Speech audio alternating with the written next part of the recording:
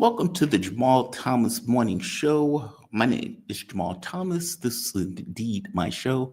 I'm starting a minute or two early because Jeff Rich is going to join, and Jeff is going to join at 7 o'clock. I had just been informed that my guest is not going to show up. Kit is not going to be here. So the entire 8 o'clock hour, we can have basically segments. There is one monologue I'm going to give during that time frame, but all things being equal, the show must go on regardless of who flicks up. So that being said, I hope you guys are doing okay this morning. We have a damn good show nonetheless. Big news, and I guess the biggest news, first of all, can you guys hear me okay? Let me start there. Can you guys hear me all right? No issues, not too loud, no echoes, no nothing like that. I want to make sure before I start. I need feedback. Give me feedback. Please give me feedback. Everybody give me feedback. Somebody give me feedback. Come on. How does it sound? It sounds okay. Okay, good. I moved it closer because I didn't like the echo that was taking place when I put it back further. My man Jeff is here from down under. Jeff Rich, how you doing, man? How you doing are okay you, this Jamal? morning? I'm doing pretty good. okay. Yeah, I'm doing all right. I was thinking of putting on a tie for you, but I've forgotten how to do it. It's You been don't have so to do it long. for me. Don't But have to do it for I me. thought I'd sort of, give you some flowers with the wattle is flowering here in Southern Australia at the moment. So there you go. A Well, little I bit of colour appreciate for you. that. Thank you for that. I appreciate that. And just for the audience, Jeff Rich, he is an author, historian, podcaster who's worked 33 years in government, now retired. He currently lives in Melbourne, Australia.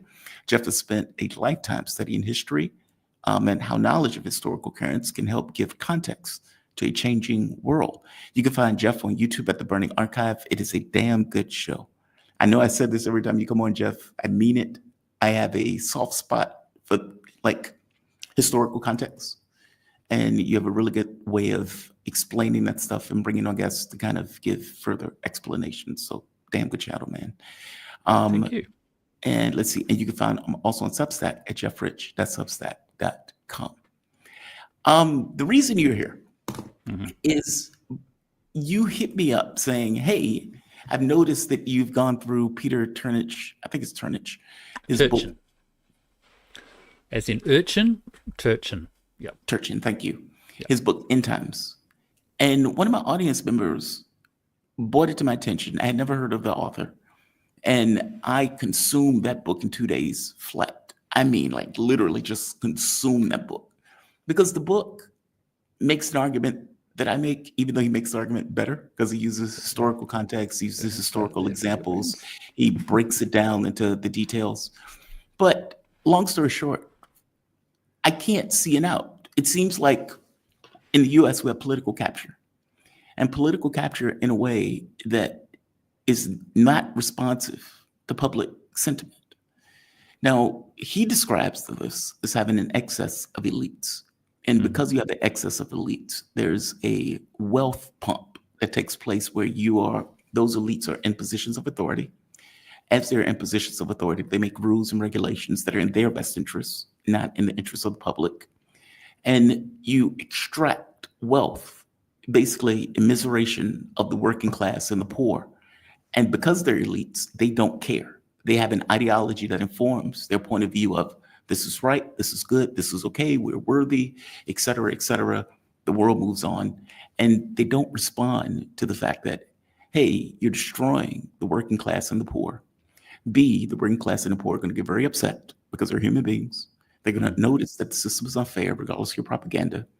And C, they're going to be wannabe elites who want to get into those positions. Counter where there are no, elites. Right. We want to be elites. Yeah. Wannabe elites. And they can't break into those positions and make the point of saying those are some of the most dangerous people in the society, because those people will harness the anger and the resentment of the working class and the poor to revolt. Oh, it's so good. It's so good. Yeah. Give me your take on this. I mean, you're a doctor, historian. Yep. I know you don't like to call doctor, but Dr. Jeff Rich. Yeah, Damn Dr. it, Jeff I'm Rich. gonna own it. He's a really interesting writer. I've actually been following him for quite a few years. I've been aware of him for quite a few years. He's quite an interesting character. He's kind of Russian American. He actually trained initially as an entomologist, so like an insect scientist, and sort of moved into history and has this very quantitative approach to history, and uses that.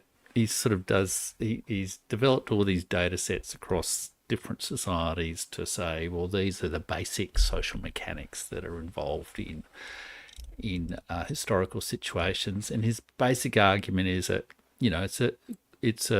there's a whole stream of historical argument that's like this, that, history goes in cycles, rise and fall of empires, or in his case, periods of political integration where elites cohesively, shape the society in a way that's less exploitative, and then disintegration and collapse. So when you get the elite overproduction, too many elites, that's the word. Start squabbling. Elite overproduction. I was looking for the word. I couldn't think of the word. Thank you. Yeah. So you get this sort of squabbling that goes on, and they, because there's too many of them, and in the end, if power is a pyramid, there's always only one spot at the top. Doesn't matter how many people have got a PhD or, a legal certificate or whatever it is. Only one person can be number one. So, and you get that across, a range of different positions. So, the more elites there are, with a fixed number of positions of, real status and authority, the more tension and conflict there is. And in the disintegration phase, that sort of breaks down. And his argument is that, that's the situation the United States is in at the moment, and that it's been in that situation before, first being like in the 1850s during the US Civil War, and the second time being in the 1920s. And it's now sort of in a similar sort of position. So it's quite an interesting argument. He's got a lot of compelling evidence to it. And it actually echoes a lot of, classic arguments that have been made over time. Like, you could say it's a little bit of a reworking of, hopefully we won't get, taken off YouTube for quoting Marx, but, the history of all previous societies, the history of class struggle, and Peter Turchin is history of all previous societies is the, struggle between elites and counter-elites, if you like. So it's a similar kind of thing. And similarly, his argument about the wealth pump is a variation of the immiseration of the proletariat from Marx. So, but I guess we know that those two arguments, they certainly still have their proponents. But, I guess the balance of opinion over time would probably be that, they don't really explain everything in history. So one has to question whether let's talk about Peter Turchin series, but they don't. I would agree they do. Maybe it depends on what you mean by everything. But from the standpoint of, he even made the pointing out like during the 30s where FDR gets in, and the reason that you didn't have this kind of calamity and collapse. I've had Richard Wolff on the show. Richard Wolff pointed out that you had communists, you had socialists, you had all of these people pushing against the system. You just had a revolution take place in Russia like 10 years prior. That stuff was on people's minds. And so the elites were able to get together to come up with a new deal that staved off chaos in the American political system that, if they didn't do it, was expected to take place. I think he's right.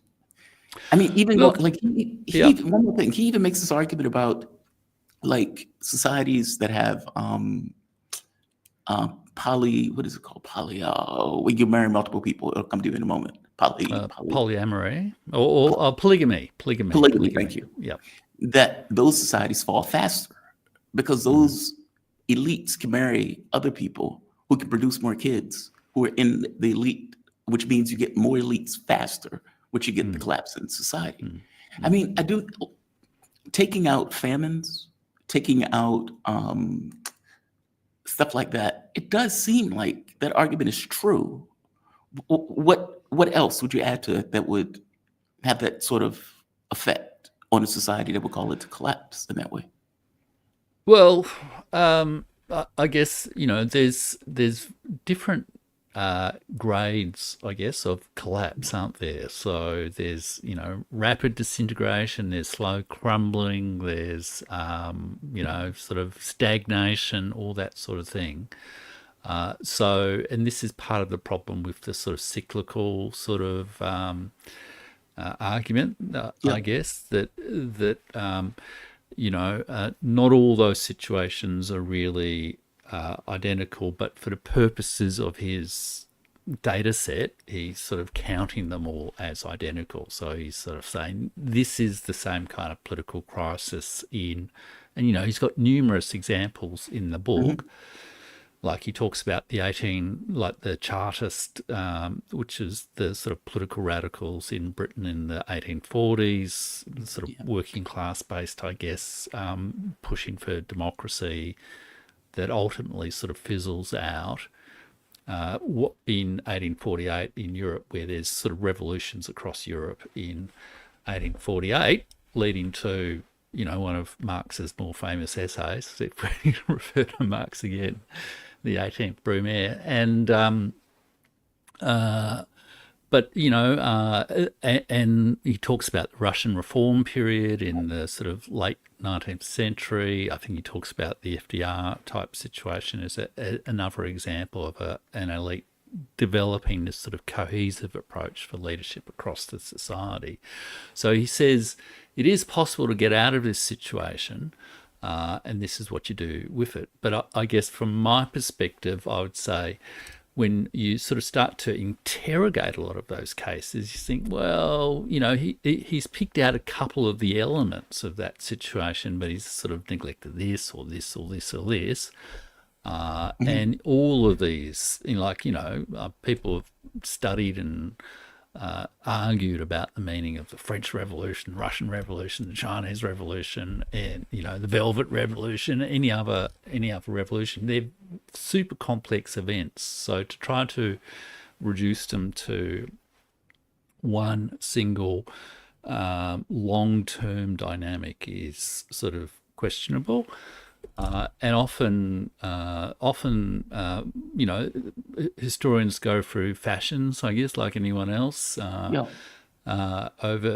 was a time in the past where it was very fashionable to argue the sort of the deep, driving undercurrents of, what's happening with bread prices or elite overproduction or whatever was the fundamental cause of all these kind of major critical events, whereas at the moment, generally, there's a lot more focus on contingency, chance events, individual agency, the chaotic combination of events. So on the whole, I would probably say I think Turchin's account in sort of doing an incredible intellectual, and I really admire it, and it's really quite insightful in many ways.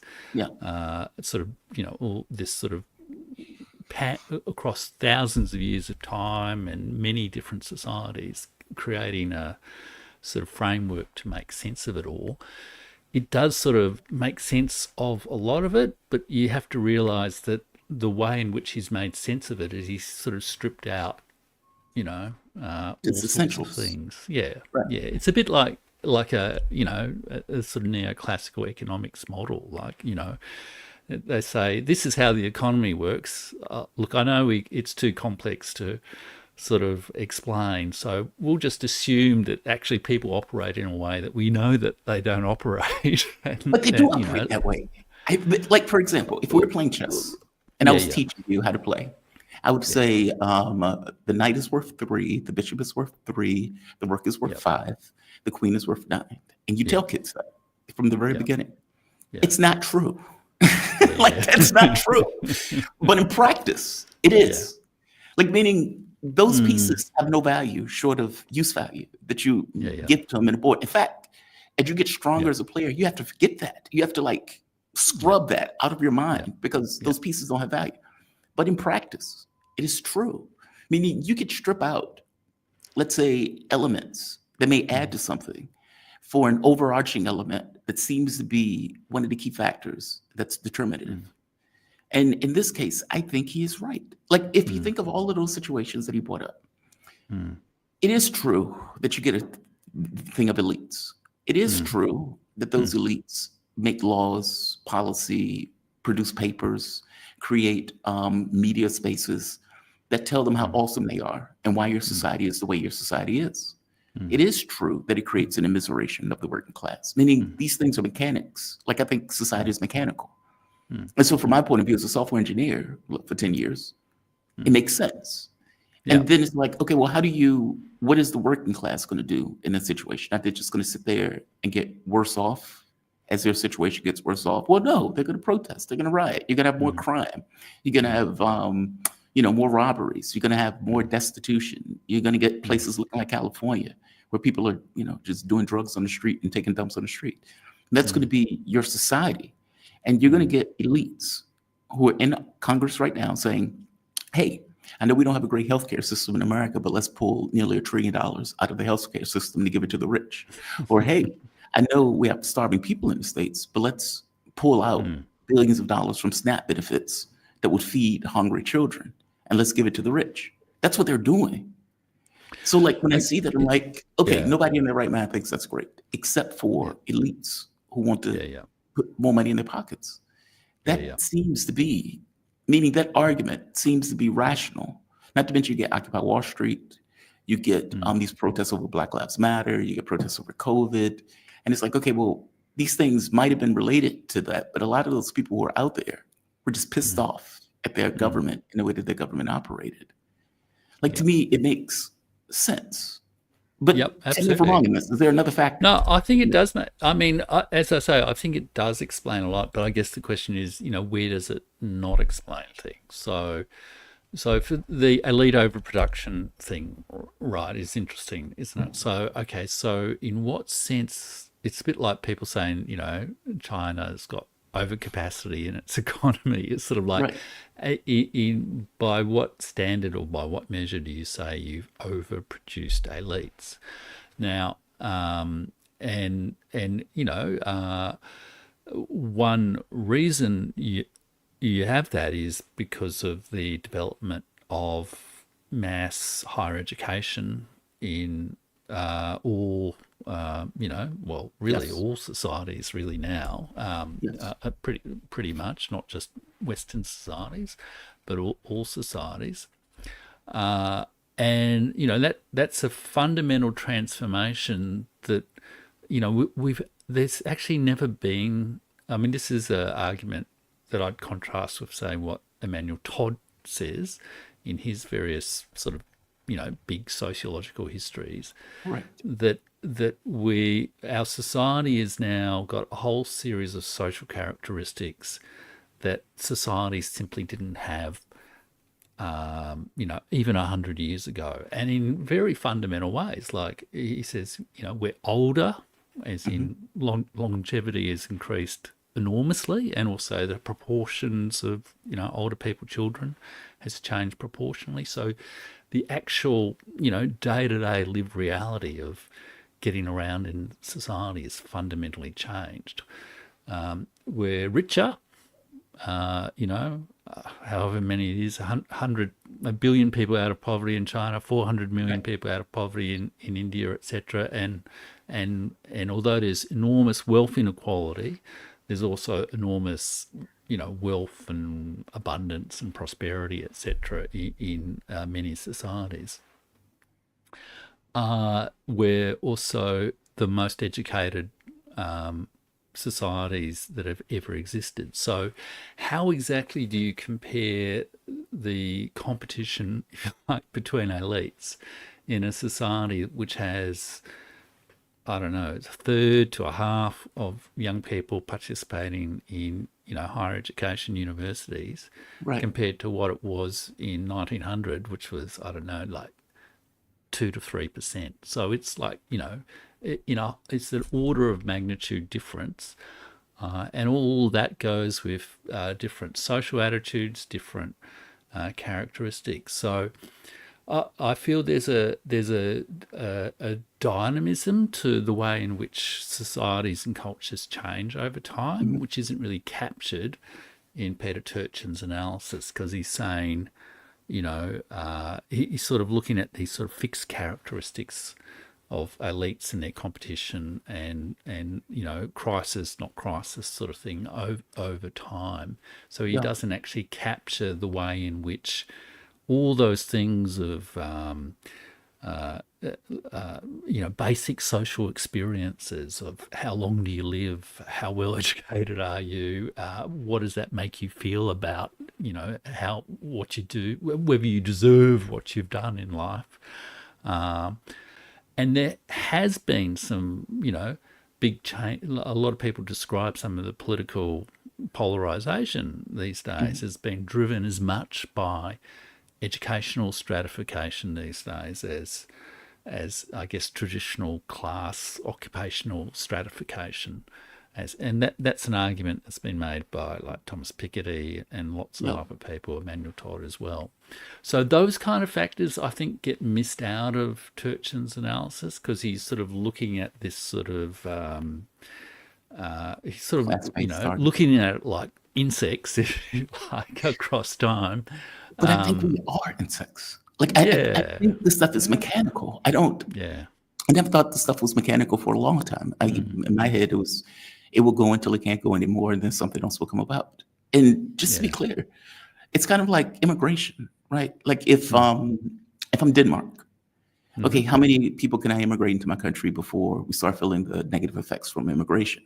Okay, there may be a percentage, and then at a certain point, you're going to go over that percentage, which is going to cause problems in your country. Whereas America, being a bigger But country, can take you more. see, that's an interesting example, though, isn't it? Because because different societies respond through the nature of the culture, the nature of the institutions, the nature of the sort of social beliefs, I guess, to those stresses in very different ways. So, like, coming from Australia, I think the proportion of people born overseas is somewhere between I can't remember the exact number, but it's about a quarter to a third, and the Okay. proportion of people who are from one of whose parents were either born overseas or one of whose parents were born overseas is more than half.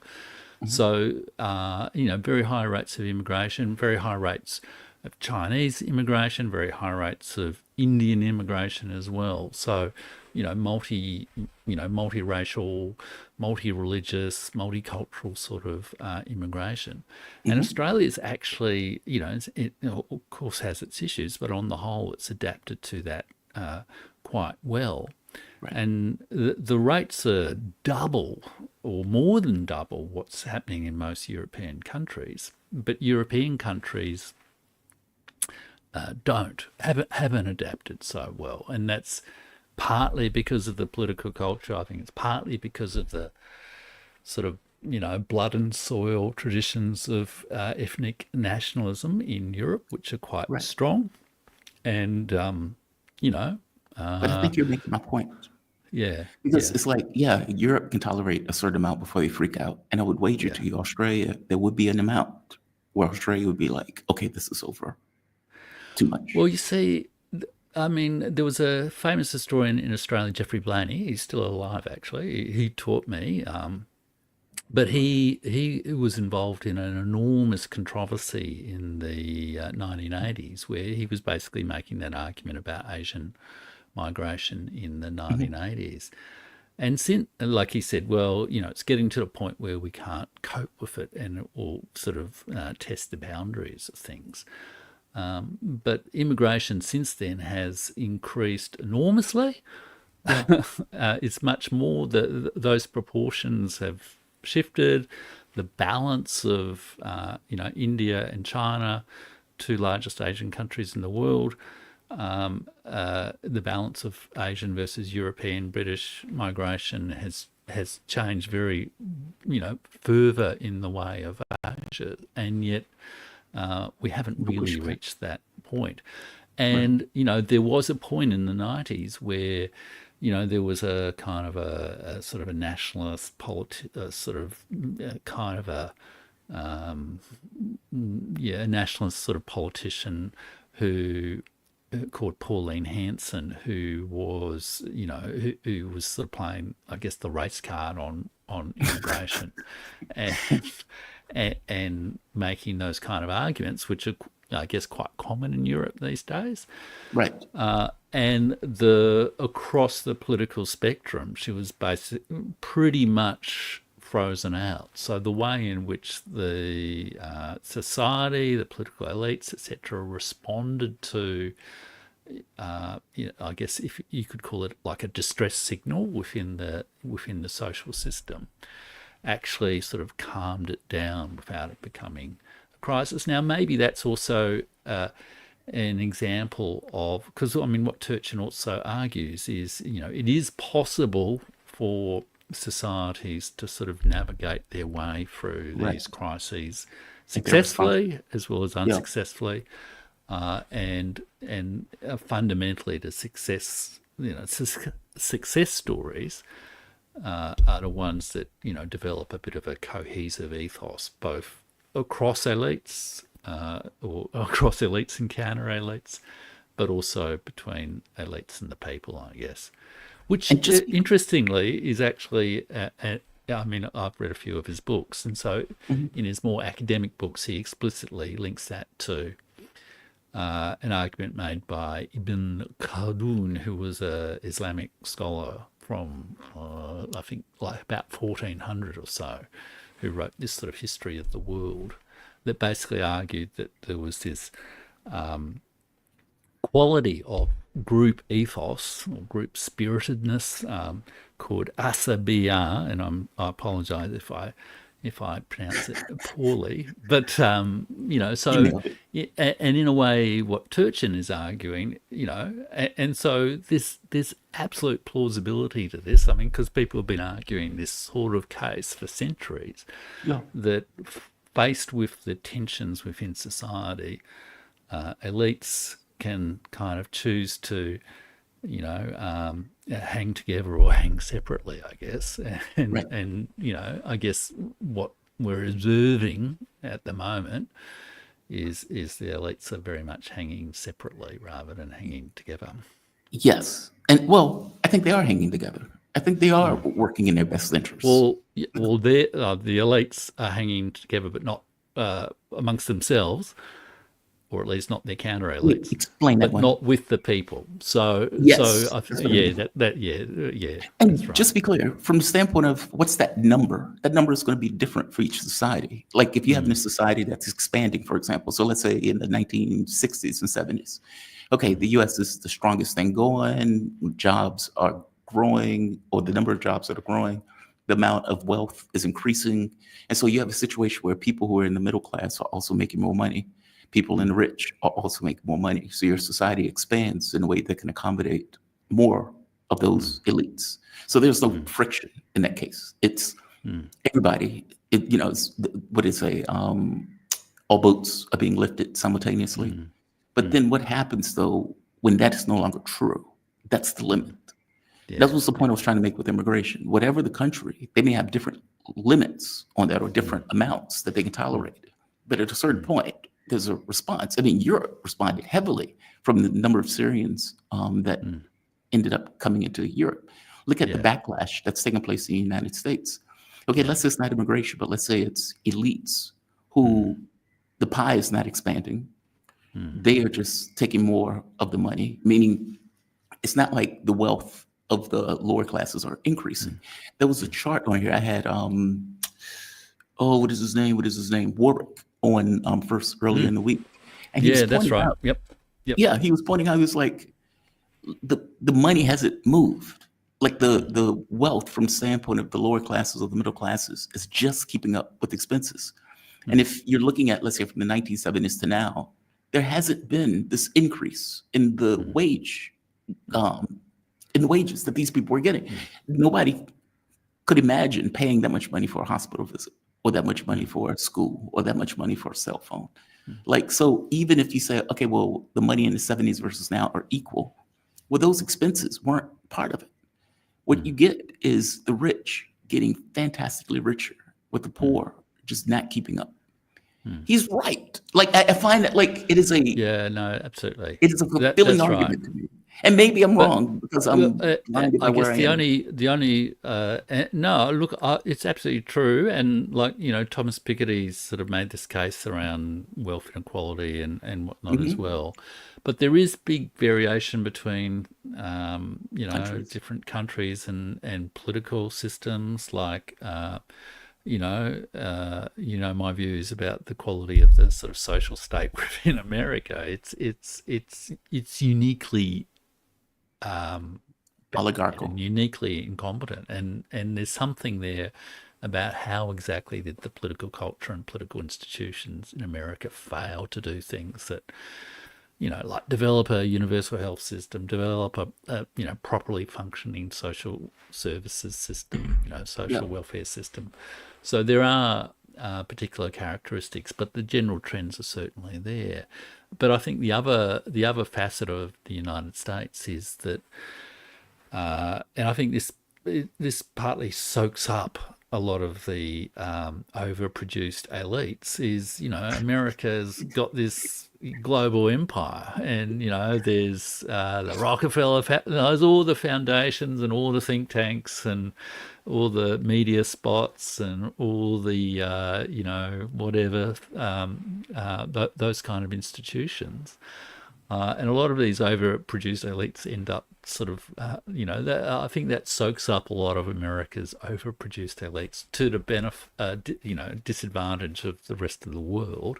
But there's still, I mean, I guess in a global sense, that imperial elite, if we want to call it that, is certainly sucking the wealth out of other countries. But maybe not for too much longer. Who knows? We'll see. Yeah, that's right. Jeff, man, thank you for this. I've been looking forward to having a conversation about this book. Yeah, because it's such a good book. that's a great book, and his other books are really worth checking out as well. I'm going to check those out too. Like I said, I inhaled this book. Jeff, can I just mention one quick thing, John? I don't want to hold your next guest up, but you know, we've talked about the whole Ukraine situation a little bit on the show, but I did see today there's a very prominent Ukrainian journalist called Diana Panchenko, who you know, a week or two ago did this extraordinary video on YouTube, you know, saying Ukrainians are not slaves. That was highly critical of the Ukraine government and the corruption and all that sort of stuff. Today, and she won Journalist of the Year in Ukraine. You know, very prominent woman, and she has like 2 million subscribers on YouTube. YouTube closed her channel today. Did they? Yeah. So, you know, it's, you know, behind YouTube, who knows, has influenced that. Because, I mean, you know, why would YouTube close a channel that has 2 million subscribers? Because they have a bias towards the U.S. and U.S. policy. It's just that. I mean, it's a U.S., you know, client. Like, media organizations of the U.S. are not independent. Yeah. That but sucks. It's, you know, I mean, obviously there's been, there was, I think, 10,000 other channels that were closed just recently. I don't want to get you into trouble, but it's quite a concern, I guess, and it's an interesting action because, you know, Diana Panchenko has been quite vocal about the sort of issues that have been raised in the, you know, corruption in the recent protests in Ukraine as well. But, you know, we can maybe talk about it, see how all that develops another day. That sucks. I got to be honest with you. I've looked at this as a concern for years. So I know. Jeff, thank you for this, man. And I'm glad you mentioned her, because that's a big deal. It's outrageous. Jeff Rich. Jeff Rich is an author, historian, podcaster who worked for 33 years in government, now retired. He currently lives in Melbourne, Australia. Jeff has spent a lifetime of studying history and how knowledge of historical currents can help give context to changing political winds. You can find Jeff on his YouTube channel, The Burning Archive. Again, a fantastic channel. Check him out. And you can find him on Substack at jeffrich.substack.com. Jeff, man, thank you for this. Thanks, Jamal. You be safe. All right. I see my man in the background, Arnaud Develay. I am eager to have this conversation because I am super curious about what you got to say about this. Arnaud is an author, political analyst, and international lawyer specializing in international criminal law. His book, Foreign Entanglements, Biden, Ukraine, and the Fracturing of America's Political Consensus. How you doing, man? You doing okay today? Hello, Jamal. I'm doing fine. Thank you. Good, good. So Putin and Trump are going to speak. Putin and Trump are going to speak. And what's wild about this is right here. It's this quote that caught my interest more than anything else. Because, you know, let's be honest, this is a save his ass move by Trump because Donald Trump was going to have to pass those secondary sanctions. And obviously, he didn't want to do it. It was going to reverberate back on the United States. He knew it was going to reverberate back on the States. He knew Russia wasn't going to care. China and India have already told him to F off. So this would have been something that was going to hurt America. So Trump says he offered something, but they're not telling us what he offered. And this post right here. So this is Yushikov. He says Russia has received a, quote, acceptable offer from the United States on settling the Ukraine conflict. The Kremlin aide, Yushikov, said the following a visit by Special Envoy Steve Witkoff. It says, speaking to reporters on Thursday, Yushikov commented on the talks between Witkoff and Russian President Vladimir Putin, noting that, quote, Moscow had received a proposal from the Americans, which it is ready to consider without providing further details. Now, this goes to Moscow's thing of, look, if we're gonna have negotiations, it's not gonna be in the open. It's gonna be in closed doors. But Trump offered something that Putin said, this is acceptable for us to create a context, to have a conversation and a meeting in person. What did Trump offer? What did Trump offer? What are your thoughts? Well, I guess the first question is whether this offer has to do with the form of the meeting or the substance of the meeting. Because the last 24 hours or so, we've heard a lot of things about Zelensky being present as a precondition to the meeting. This was swung back and forth in US media. Trump himself was asked about it and said, no, it's not a precondition. Right. But obviously, it's kind of like this elephant in the middle of the room. I mean, we know that the Europeans for months now have been saying, how can you consider having talks with Vladimir Putin without the Ukrainians being present? Ukrainians, quote unquote. I mean, you know, who's representing the Ukrainians today? That's the real question. So it could be really about, you know, this kind of setup, you know, rather than the talks, the substance of the talks themselves. That's real quick. My answer. Yes. I'm sorry to interrupt. Just real quick. But he says Russia has received an acceptable offer from the United States on settling the Ukraine conflict. Because, look, I agree with you, right? When they were asked about this, they said something to the effect of Ushakov. He was given the speech, and I don't know if RT is getting this wrong, but he said this, which goes to your point of, this sounds like format, not ending the war.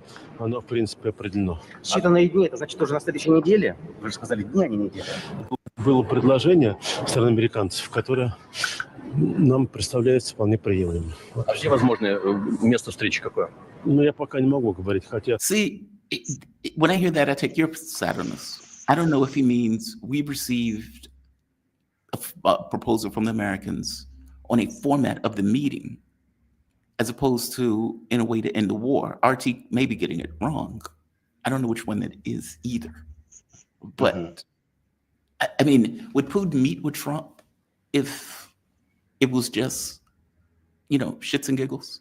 Like, meaning, would he really have a conversation with Trump if it wasn't a proposal in the context of either? It just will feel weird if Trump goes just to get a no. I mean, well, Trump wouldn't be able... No, please. There are two schools of thoughts, from what I understand.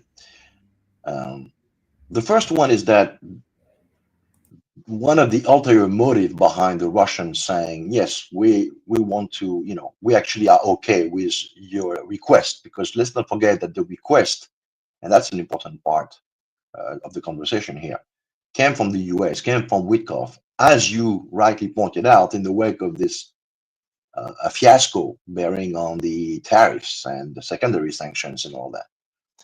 Today, the 8th of August, is also the final day of the ultimatum. So then what? I mean, the guy is just like left hanging. I'm talking about Trump. What are you going to do next? So he's sending his good old Ann Witkoff, who went to West Asia first, by the way. I'll get back to this a little bit later, because it might have a connection to it. To come to Moscow, met 3 hours with Putin. Immediately after the meeting, obviously the press came out and tried to get an understanding of what had been discussed. Ushakov came out and said, well, we're going to hold back on providing any information, any feedback on the content of the conversation until Witkoff goes back to DC essentially and briefs Trump. After which time Trump says, during, I guess, over, while Witkoff is over the Atlantic, Trump says, I understand that Witkoff has had extremely very productive talks in Moscow.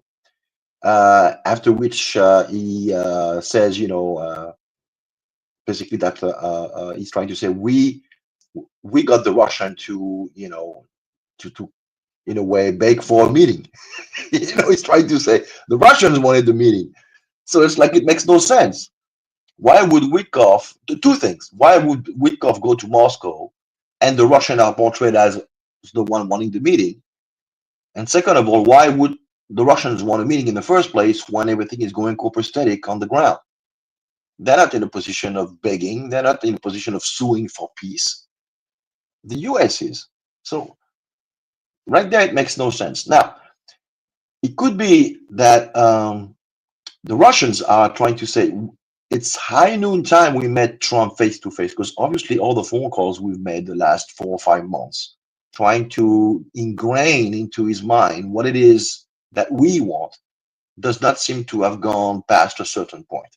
It's just, somehow it doesn't seem to want to accept it or understand it, or maybe people around him are giving him just a short-changed version.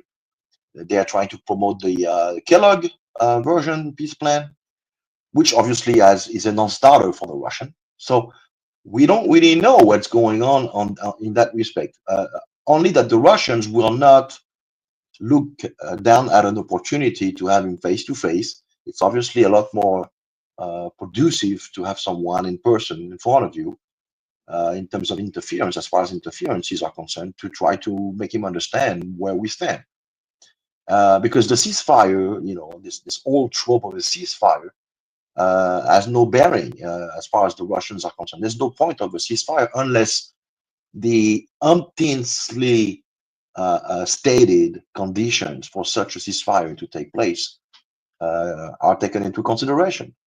And Putin, again, recently, while meeting with Lukashenko, reiterated what those points are.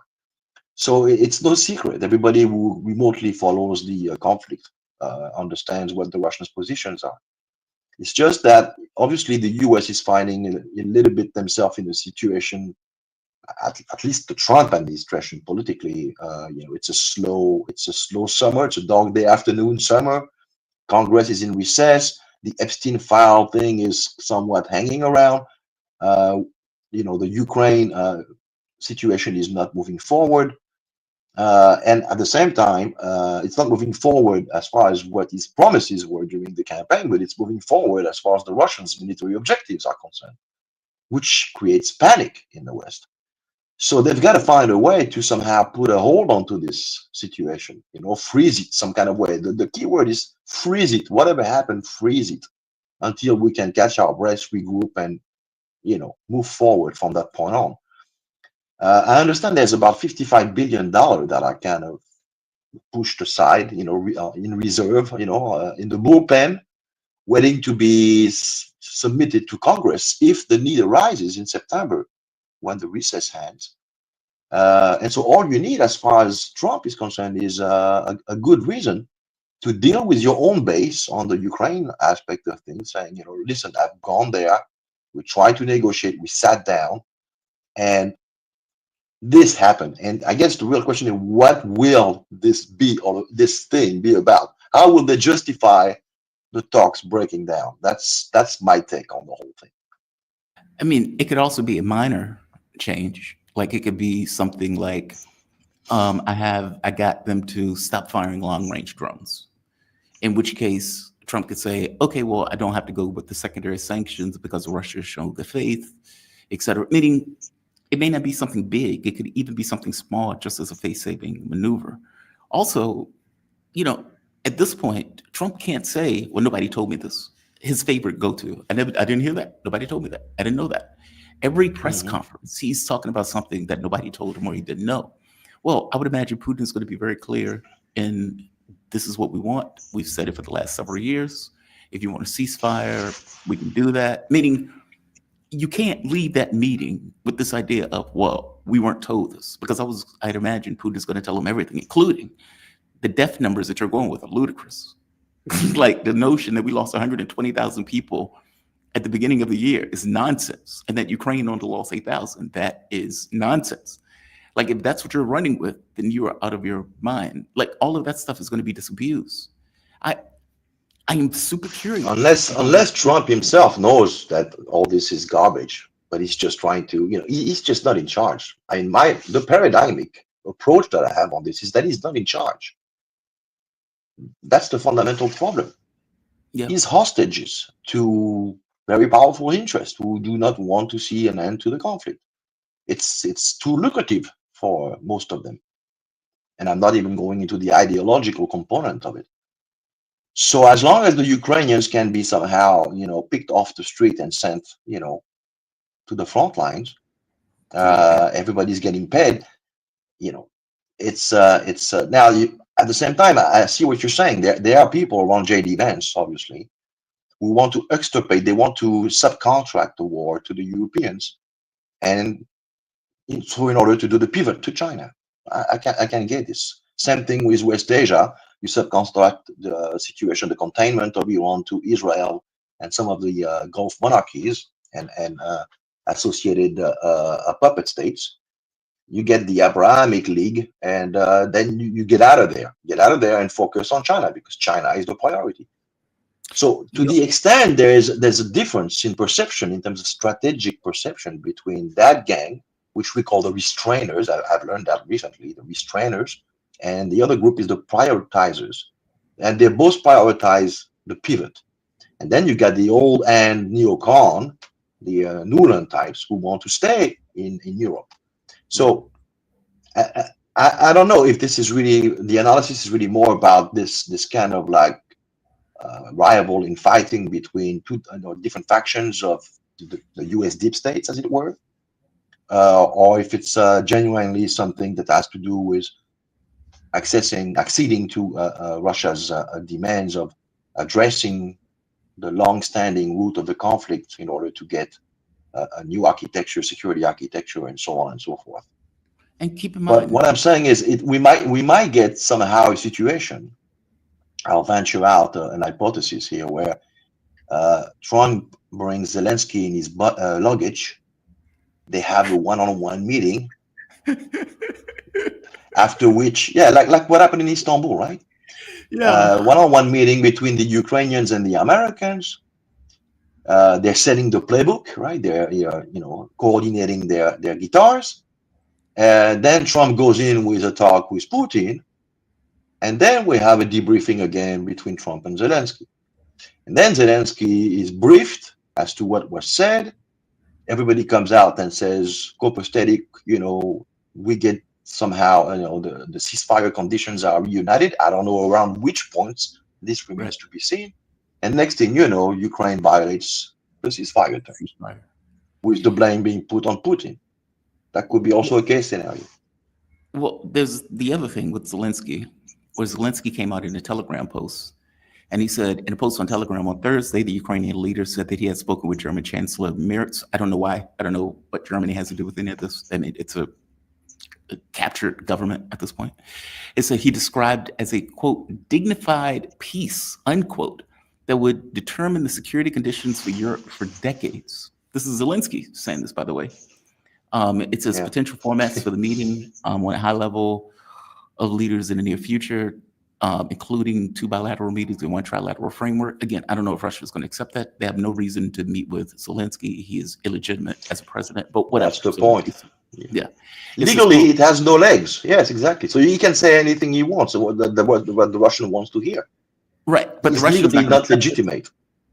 Well, no, and they don't want to put him back in a saddle on a media level, because this is the media president, par excellence, Zelensky.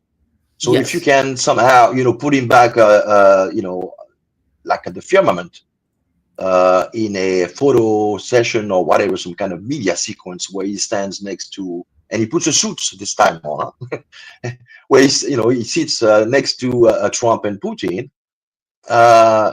It's like winning the lottery for him. I mean, that can buy him an additional 2 years. He can ward off all the attempt to unseat him. But I suspect this is not what the Russians want to do. No, the Russians they understand that they don't want to give him that. One of the Russian demands is going to be elections. Like, meaning one of those, the part of that conversation most likely will be elections. He's illegitimate. Mm-hmm. I'm not sitting and talking with him. That's not going to happen. I mean, either election. No, I don't think you're wrong. It could be that, and the Russians would be amenable to that, and they could go with the head of the chairman or the president of the Rada, as an acceptable interlocutor, while we wait for the elections to be organized in earnest. Is there anything from the American? It would have to be in earnest. Yeah, but that's the catch with Trump. There's no way to know if it will be in earnest. I guess, is there anything that Putin would give?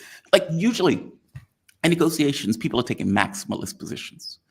Like, they want the world. It's like, I want the moon and I want Jupiter and your ex-wife. I want all of that.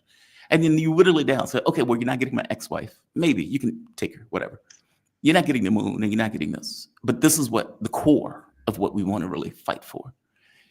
What would be that from the Russian side? Or is Putin, his demands are his demands? All of these troops need to leave these areas, the 4 oblasts or the 4 regions? Yes, unilateral withdrawal of Ukrainian armed forces from the administrative, legal, political borders of the 4 oblasts. And then he said it himself. Immediately, I pick up the phone, call the general staff, and order a ceasefire all throughout the line, the front line of contact. I don't think he'll settle for less than that. And no NATO expansion. That's another thing. This could be discussed afterward. I'm just saying for the ceasefire to take place. Really? Really? They'll break that apart. I mean, because that's a big deal. I mean, because keep in mind, the Europeans are like, well, we're going to put troops in Ukraine. Yeah, but what's the alternative? When you look at it, I mean, look at the alternative on the ground right now. It's a disaster in the making. I mean, the front could be bursting open at any moment now. Any moment. The Russians are probing not only in the Pokrovsk area, but in the Kherson area. Right. They are positioning to basically cross the Dnieper and, grab a chunk of what's left of the Kherson Oblast. So, which is why this is taking place, by the way. Yes. Yeah. So, and the fundamental, I mean, we know, we heard this Ukrainian Rada member, what she said. She estimates, maybe she's exaggerating, but why would she exaggerate? I mean, and she understands military matters. She's actually versed into those things. She said that we estimate the amount of desertions in the 400,000. 400,000. So even if she's exaggerating, there's no smoke, no fire, or no fire, no smoke. It's substantial. It's a game changer. So, like I say, time is not on the Western, side. Every day that passes by, it's going to make things more complicated. It's not going to be about 4 oblasts, but 6 oblasts. And if you wait some more, in 1 year time, it could be 8 oblasts, because it's an exponential process. Yeah, I mean, more we wait, the quicker it's gonna get, the more, blitzkrieg-like we're going to see the Russian army basically being unleashed on what's. Yes. It took a long time initially, but now we're getting into a new phase where, once all those distribution hubs are secured, cauldroned out, that's it. It's the plains of the Dnieper. Then you get into, you have no time to secure a defensive line that's going to be as reinforced as the Bakhmut and the Avdiivka of the early going of the conflict. They're just on the back hill all the time. This sounds like an argument that Trump is offering something to end it because he's aware of everything that you just said. Meaning, if he's going, the problem is we don't know what he's aware of. That's the problem. I'm not assuming anything as far as what Trump knows. Then because Trump is not. He's not someone. Well, I mean, if the idea is to get a freeze of the conflict at all cost, it doesn't really matter what Trump knows or doesn't know. It's what the experts around him know, and they understand that if there's a possibility to salvage the whole Ukraine project, we have to call for a freeze, and we may have to concede something, at this point. I mean, they've done it before, and they've done it in Syria. They've done it with the Minsk, agreement. Right. So the freezing is a strategy like any other. Just buy time right now. Politically, get in a position where you can catch your breath afterward on the ground, retool, regroup, and gain time. One of the things that the Russians have said they would not be opposed to from the get-go is American supplying of weapons to Ukraine, or what's left of the regime. So that's a pretty good start, for the Americans, as long as they get the time to make sure those supplies go where they're going. They need to go, and they're used the most appropriate fashion to maximum effect, right? Even that as a proposal, as a proposition on its face is, but you need time. You need time to reorganize, to give a break to the armed forces of Ukraine.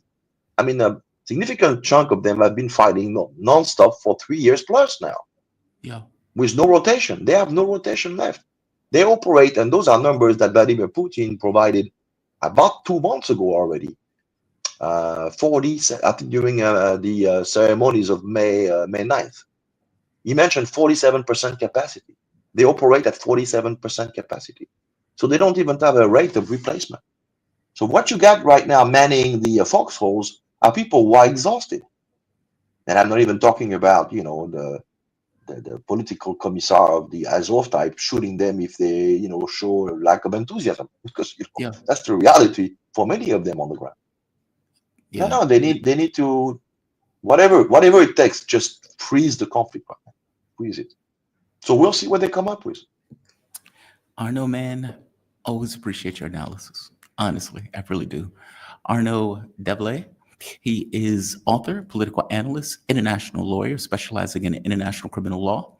His latest book, Foreign Entanglements, Biden, Ukraine, and the Fracturing of American Political Consensus. Definitely check it out.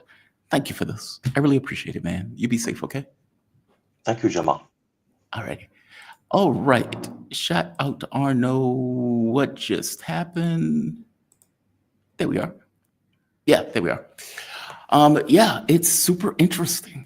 I mean, the reality of it is, if Trump or the people around Trump are not aware of what's taking place on the ground, this is super coincidental, right? You could have called this 2 months ago. You could have called this a year ago. You're calling this, okay, not a year ago because that was Joe Biden, but you get my point. It's not a coincidence that, the Russian military is being put to perdition. And, some of the articles that were coming out, even in the West, talked about how 1 or 2 people were guarding a foxhole and how they haven't had replacements in like a year. And all of a sudden, Donald Trump is calling this a fact. This is what I want to talk about now. I want to have this conversation now. And let's go to chats first. By the way, if you guys enjoy this content, you find yourself coming back here often, please like, share, subscribe. You can support it through PayPal, Patreon, Super Chat. Memberships, Super Chats are always thankful. In fact, I thank you for all of it. All of it keeps the show going. Many of these shows are demonetized. You are the ones that are effectively covering and paying for this content. You have my deepest appreciation for doing so. Let's go to the chat before I get to the monologue. It'll be a nice break. Phantomas Fanta, on UFO, what is this? Tedesco brothers are second to none. They are tracking the skies in Long Island with state-of-the-art equipment. Come on. State-of-the-art equipment and groundbreaking techniques. Maybe go over their actual science. I'll check it out. Many of the audience may not know I am big on UFO content. I have all sorts of interviews with people who are Lou Elizondo, Nick Pope. Nick Pope was the UFO desk in the UK. Lou Elizondo ran the ETA project in the US. One of the best interviews that Lou Elizondo did, I would think. All sorts of people on this issue. I've covered this stuff for over a decade. I am deeply interested in it, not just the mechanics, but what's in the ships, those type of things, even this kind of intersection between consciousness and how that stuff interplays. I'm fascinated by it. So I will do that. I will check them out. Thank you for the heads up. We have Red Z. Jamal, you remember of the 2 British NATO officers, yes, which have been captured by the Russians a week ago, yes. I think that's what Witkoff is negotiating about this case. Yeah, but what would they be giving up for that? And by the way, I'm glad you bring that up, Red Z. Some of the other reporting on this is that there were also Americans that were captured as mercenaries. In some cases, many of the mercenaries were killed, but in other cases, when the Russians did that raid, they caught 2 British officers. Those British officers have been paraded around. There was reports about a third. That guy hasn't been paraded around, and there are some reports coming out of foreign press that there were also Americans that were involved. So it's very possible that Witkoff is trying to negotiate that also, but we don't know. That's the rub. When he heard Americans made us a proposal that was favorable, what does that mean? And it's like, we're not going to tell you what that means, because from the Russian point of view, negotiations will take place in silence, not on Twitter or on Trump social. So I don't know. You could be right, Red Set. It may be totally correct. And Fantomas Fanto, it says, Time Life was known for their brilliant Civil War chess sets, yes, and TV magazines. Tell me who in history be your historical queen, king, bishop, knight, if you were designing a historical chess set? Oh, don't ask me that. I don't know. Oh, that's hard, man. That's hard. I mean, what is the guy's name? Operation Uranus. Zukov, I believe his name. Hell of a general. I mean, like, I'll have to get back to that one. I need to think about that one. I don't want to stop the flow. Thanks, Jamal, for doing the thing. Well, Alex Chandra, I'm trying to do my thing. I appreciate that. I will come back to that one towards the end. I'm going to cut this as a monologue, and I'm going to go through several other stories since the 8 o'clock hour is effectively ours to hang out. Why is Trump doing this? And what I mean by doing this, why is Trump all of a sudden, in a very panicky way, I'm sitting with Witkoff and we're going to have a meeting. And now we're going to have a Trump and Putin meeting. And just so happened to take place, when Trump is putting tariffs on the entire world, there's this. And B, when the secondary tariffs that are supposed to come into effect are supposed to come into effect today, meaning the secondary tariffs for China, India, and whoever else is buying Russian oil are supposed to come into effect today. Now, I've told you on more than one occasion, do it. Why wait 10 days? Do it. I'm super interested in seeing it take place. The United States is supposed to be in negotiations with China and India, but the negotiations with India are over with because the U.S. has been putting more and more sanctions on India. But they've done this to Brazil with its 50%. It's not a coincidence that they've been going after effectively BRIC countries as they go about doing this. When India came back with their slap response, they pointed out the level of hypocrisy in you putting these sanctions on us is outrageous. Modi has been out saying our sovereignty is not for sale. India has sent representatives to Russia. They're going to be meeting with China. The BRICS nations have responded to this by closing the wagons. Our sovereignty is not for sale. We see what you're doing. Now, the reality of it is that those sanctions weren't just going to hit Russia. They were also going to throw America's economy into turmoil. And why would it throw America's economy into turmoil? Because we pay for it. We pay for it. All the goods that are coming into this country from India, all the goods that are coming into this country from China, if you're putting sanctions that are 100% on those goods, we pay for that. The importer pays for that. And the importer doesn't just sit there and say, okay, well, we're going to absorb this cost. They pass it on to Americans. That's assuming that they continue to sell the product to America at all, which either means empty shelves or higher prices for the items that you buy. It is not billions of dollars coming into America. For us, it is us paying for all of those items at a markup, meaning we are paying more. What we're going to see in this country is inflation. And to make the point clear, this is the media reporting on the tariffs that Donald Trump has just put out on the world. And right here, on Wednesday afternoon, Mr. Trump, God, I hate it when they do that. On Wednesday afternoon, Mr. Trump said, I think growth is going to be unprecedented, according to the US, was taking in hundreds of billions of dollars in tariffs. But he said he couldn't provide specific figures for revenues because, quote, we don't even know what the final number is, unquote, regarding tariff rates. Despite the uncertainty, the Trump White House is confident that the onset of his broad tariffs, which provide clarity about the path of the world's largest economy, now the companies understand the direction that the U.S. is headed. The administration believes it can ramp up new investment and jumpstart hiring in ways that can rebalance the U.S. economy's manufacturing power. Not so fast, but so far.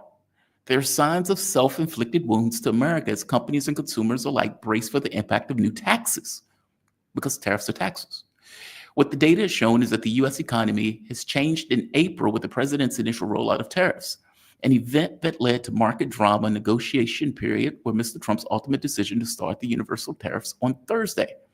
After April, economic reports showed that hiring began to stall, inflationary pressures crept upward, home values in key markets started to decline, said John Silva, CEO of Dynamic Economic Strategy. Quote, a less productive economy requires fewer workers, Sylvia said in an analysis note. But there is more. The higher tariff prices lower workers' real wages. The economy has become less productive and firms cannot pay the same real wages as before. Actions have consequences. Actions have consequences. And they make the point that these consequences will take place over either months or even years. As I point out, stagflation ahead. You're putting taxes on the American worker. Companies or products are going to become more expensive. And it's not like people's wages are increasing in order to compensate for the increase in prices that you're forcing upon American workers. It's that. That's not even the secondary tariffs, by the way. That is just as tariffs against the rest of the world. So what does it mean when you're going to have to put 100% tariffs on China and India? It means chaos. China has already pointed out that they're not going to take a backseat to the US in regards to tariffs. India has been obstinate in regards to making negotiations with the United States on this issue. Somebody had told Trump wrong information. India's sovereignty as what the number 5 or 6 economy is not for sale. Modi has been making speech after speech after speech, pointing out we will protect our farmers, we will protect our industries. They're not buying it. So if you're Trump and you know that, and you know your bluff just got called, and you've written a check that your ass can't cash, is it coincidental that you all of a sudden, let's make a deal. I need to talk to Putin. We need to make this deal immediately. And not just we need to make this deal immediately, pursuant to that, by the way, of the economic damage that we are dealing with in this country that Donald Trump doesn't want to acknowledge. Militarily, If you have checked out what has been taking place on the battlefield, Ukraine has been getting routed. Reuters came out with an article the other day. I don't know how much attention it got, but it should have gotten more attention. That's effectively pointed out Russia is not wavering and will not be deterred by what Donald Trump is effectively trying to do. And the article points out a few things. This is the first source said that Putin privately concerned. By the way, I don't know who these sources are. I would suspect they're Americans. So take this as an American point of view, not as a Russian point of view. Right here. The first source said Putin was privately concerned about the recent deterioration of the United States ties. Putin still retains the hope that Russia can again befriend America and trade with the West. Quote, he is worried about Trump's irritation, this person said. Okay, we don't know who this person is. I have no idea if that's true. I would say logically, Russia would want to come to some kind of terms, which is the reason why they're accepting Wickoff in the first place. So let's take that. It says right here, but Moscow forces advancing on the battlefield in Ukraine under heavy military pressure. Putin does not believe now is the right time to end the war, the sources said, adding that neither the Russian people nor the army would understand if he stops. That is true. When you are winning on the battlefield, it's clear you're winning on the battlefield. It's clear that they're buckling because you're attacking on all fronts. You have 2 or 3 places that are in the process of falling and collapsing as we speak. Chasiv Yar has just fallen. Petros is on the way to falling. Zaporozhye is being attacked. And as Arnaud said, they're about to cross attack the Dnieper. Kherson looks like it's going to be split in half. That's not a recipe for success from the standpoint of the Ukrainians. While Russia is adding like 30,000 people a month, Ukraine is out there grabbing Domino's pizza delivery drivers and people walking their dog and press gang them forcibly into the military, or for that matter, having fistfights with people as they try to save those people from being thrown into a meat grinder. These are 2 different worlds. These are 2 different realities. And whether Donald Trump has a coloring book that shows him that reality, or whether people around him knows it, it is not a coincidence that this meeting is being drawn. Now, the question becomes, what is this meeting about? Now, one last point, political chaos.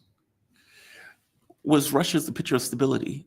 Ukraine is a picture of instability, where you have fistfights that are taking place in the Rada. You have people who are out there protesting. You have people who seemingly are making speeches against Zelensky at this point, meaning all of these things are taking place simultaneously, where there's a huge amount of pressure, not just on the Ukrainian political system, but also on the Ukrainian military.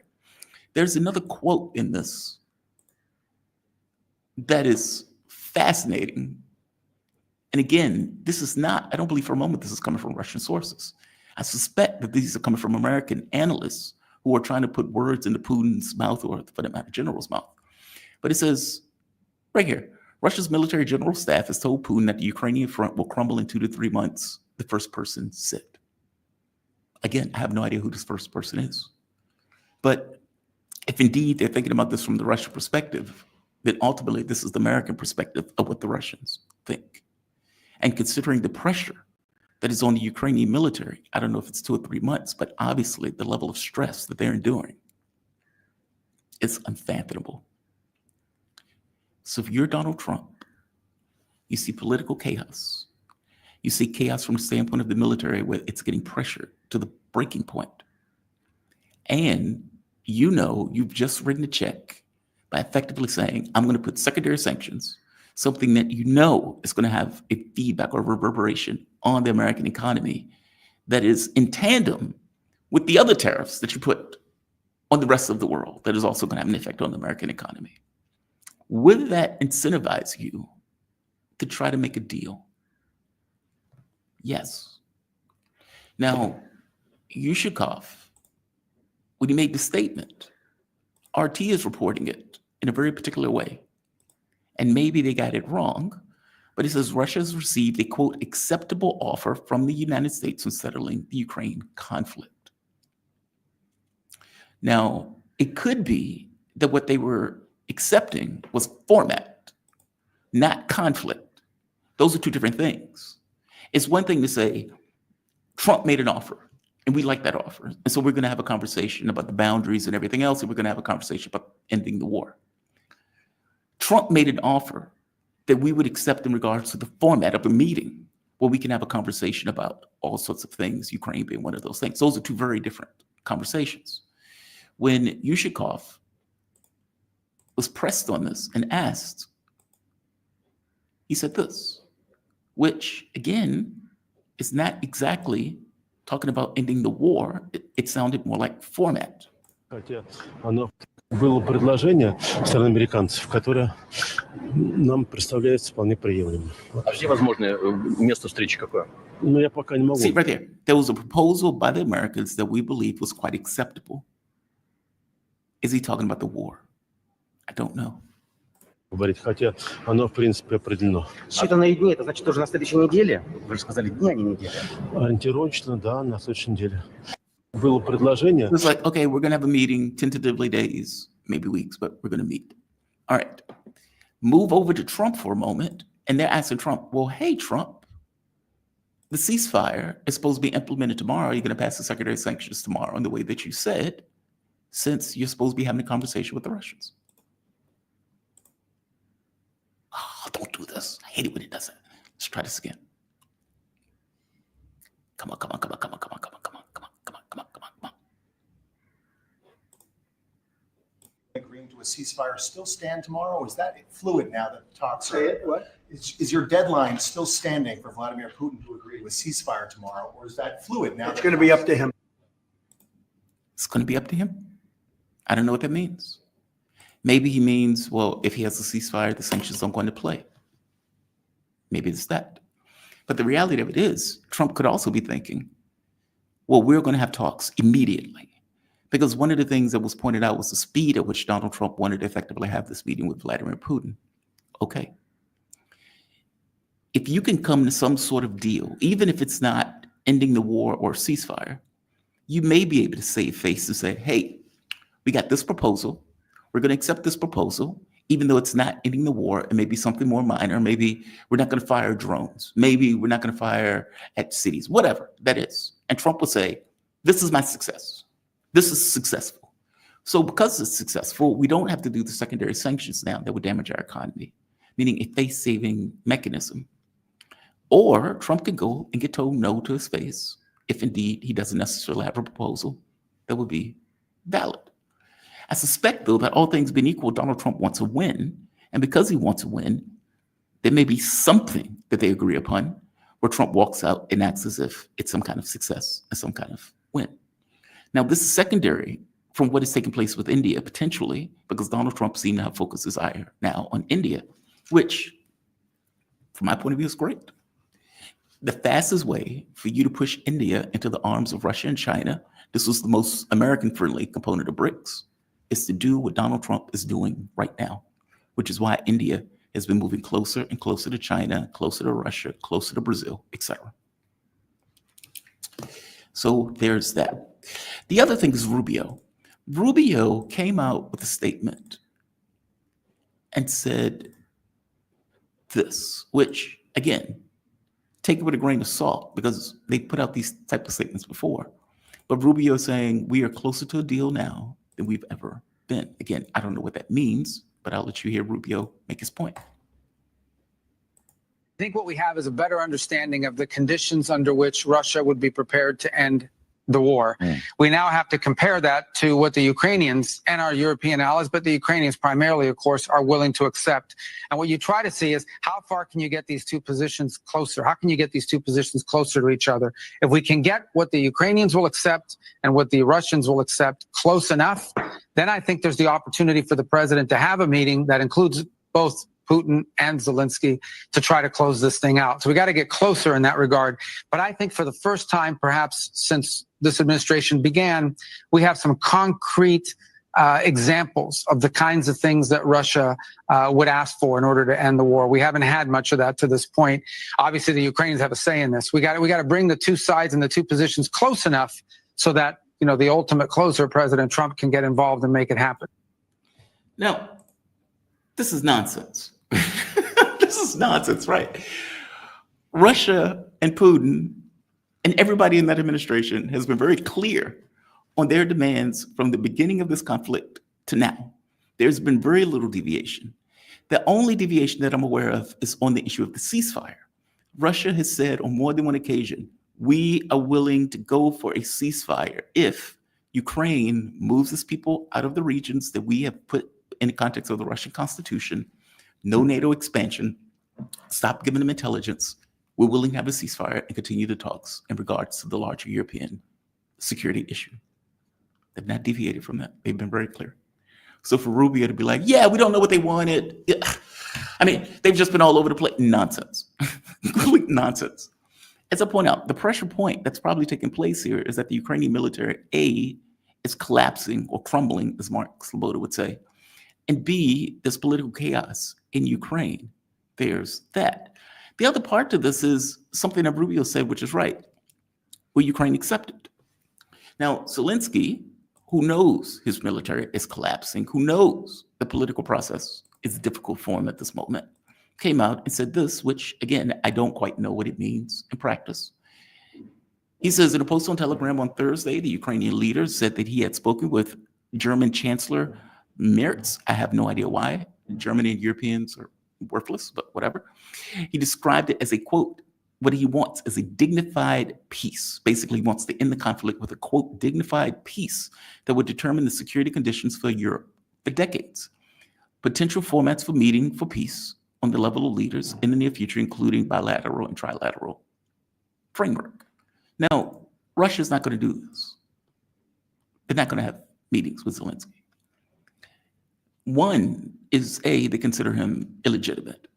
B, any deal you make with an illegitimate leader can be blown away by the next leader that comes into play. C,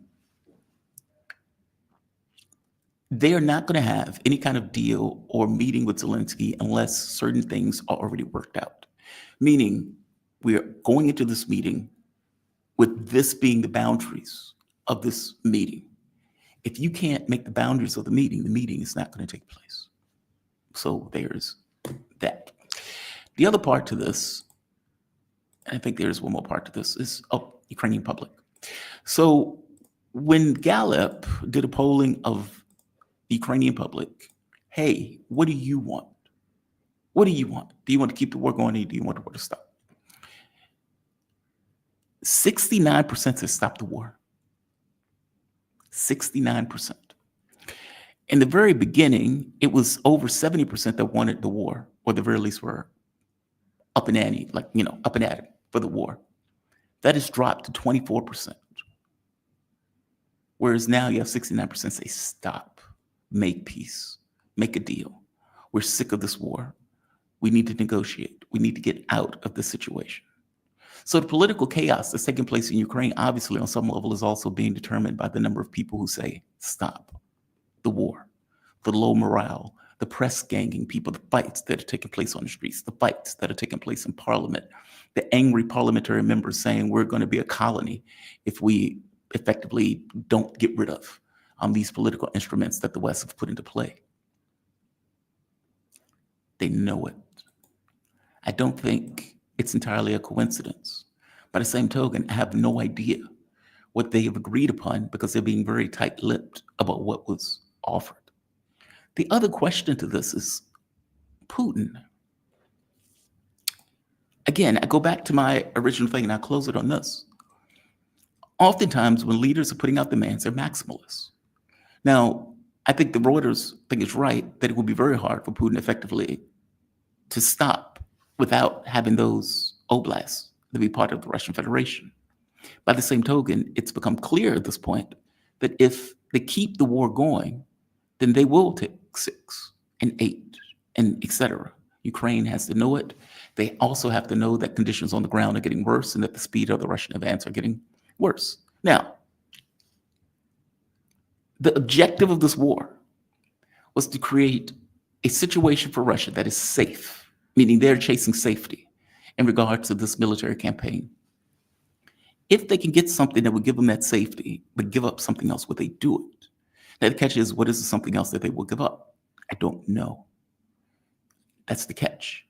Russia's demands have been pretty straightforward and been steady the entire way through. So I don't know what they would give up in order to come up with a solution in order to end the conflict. Maybe they would be willing to freeze the lines.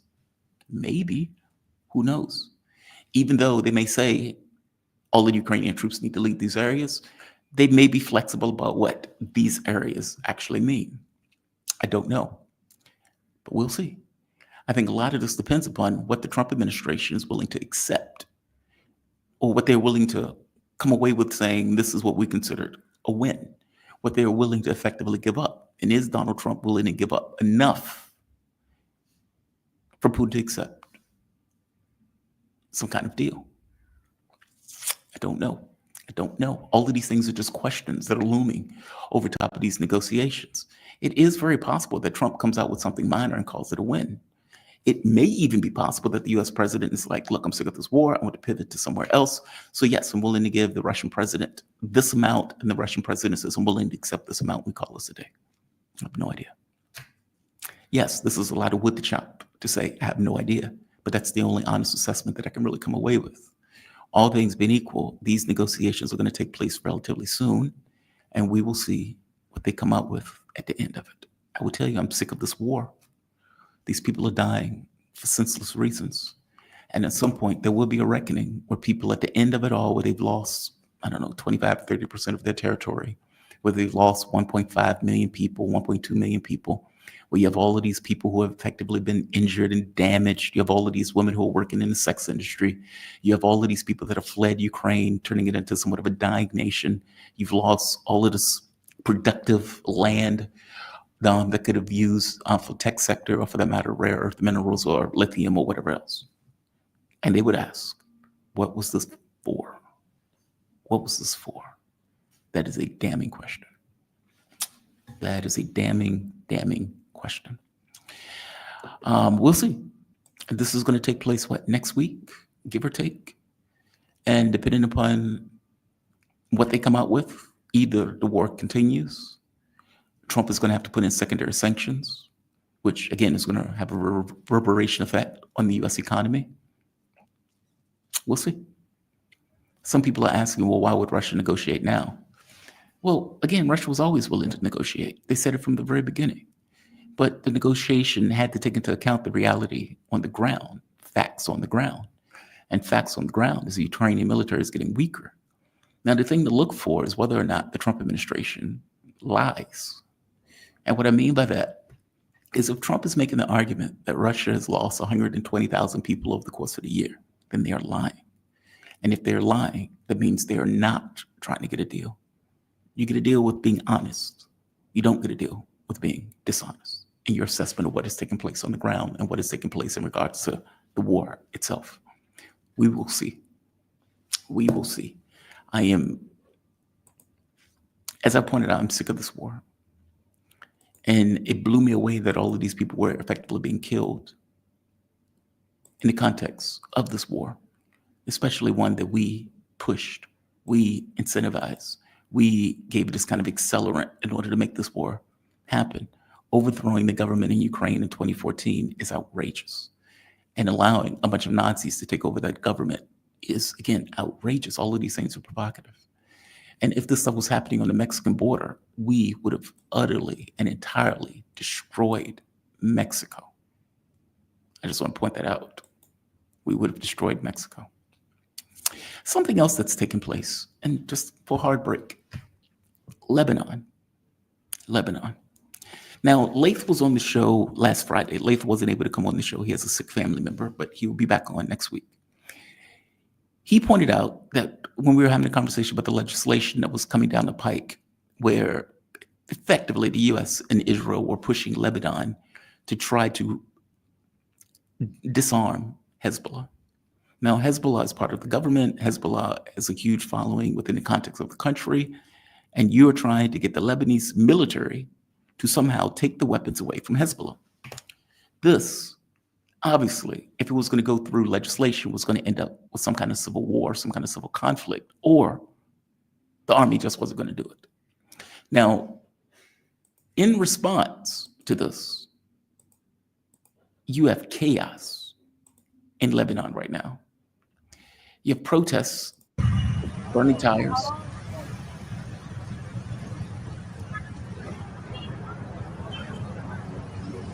And you have other protests showing support all throughout Beirut.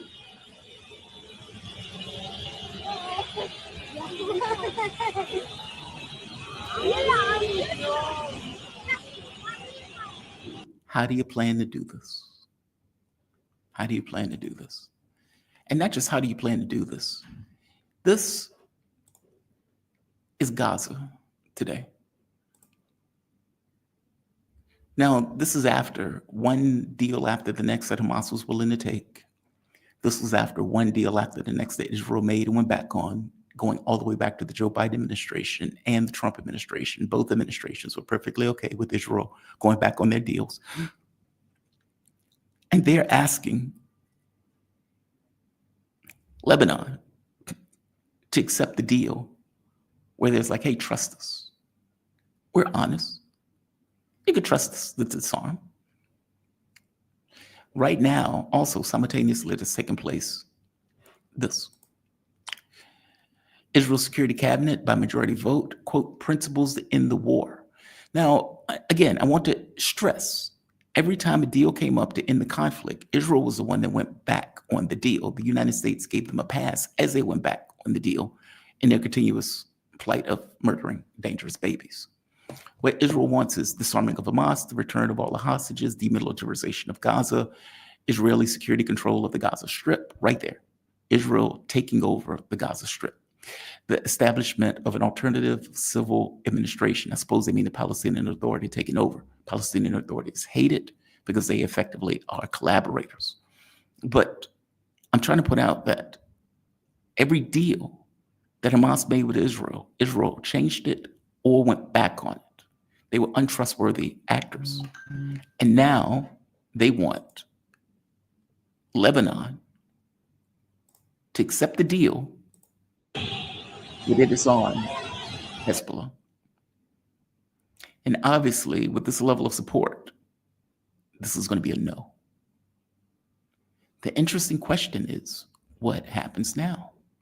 Is this a situation where this becomes a civil war, where the Lebanese military, who wouldn't fire a shot in anger at Israelis who were bombing them and occupying their territory, are they really going to turn their guns on Hezbollah, the resistance groups that has been fighting against the monsters and squatters who have been taking over territory, murdering people in mass?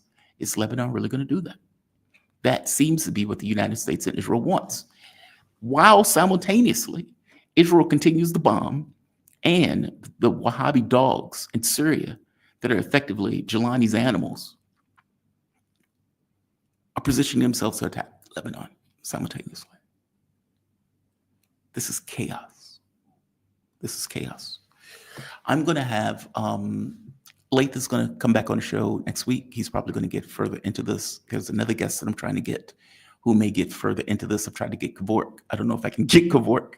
He may be doing other stuff. But either way, I'm going to have analysis on what is going on in Lebanon, whether or not this is going to break out in civil war or chaos. And for that matter, again, you have Jelani's dogs backed by the U.S. and Israel nipping on the borders in the north against the government, or let's say against the country itself. This is chaos. This is chaos. The other story I want to get to is lighter than all of this war stuff. Some of you were surprised when I did the story on Candace Owens. And I said, Candace Owens is screwed. And some of you are like, whoa, what do you mean Candace Owens is screwed? Candace Owens has spent the last year or so calling Macron's wife a man. Now, she is very butch. I go with that. I go with that. There was a book, When Things Fell Apart, Chinua Achebe. He said he described his wife as strong enough to lift a horse or something like that. She is a very powerful woman. And we know she's a powerful woman because when she slapped Macron, Macron was stunned, and it came across as Macron was effectively a battered man, even though he's president of France.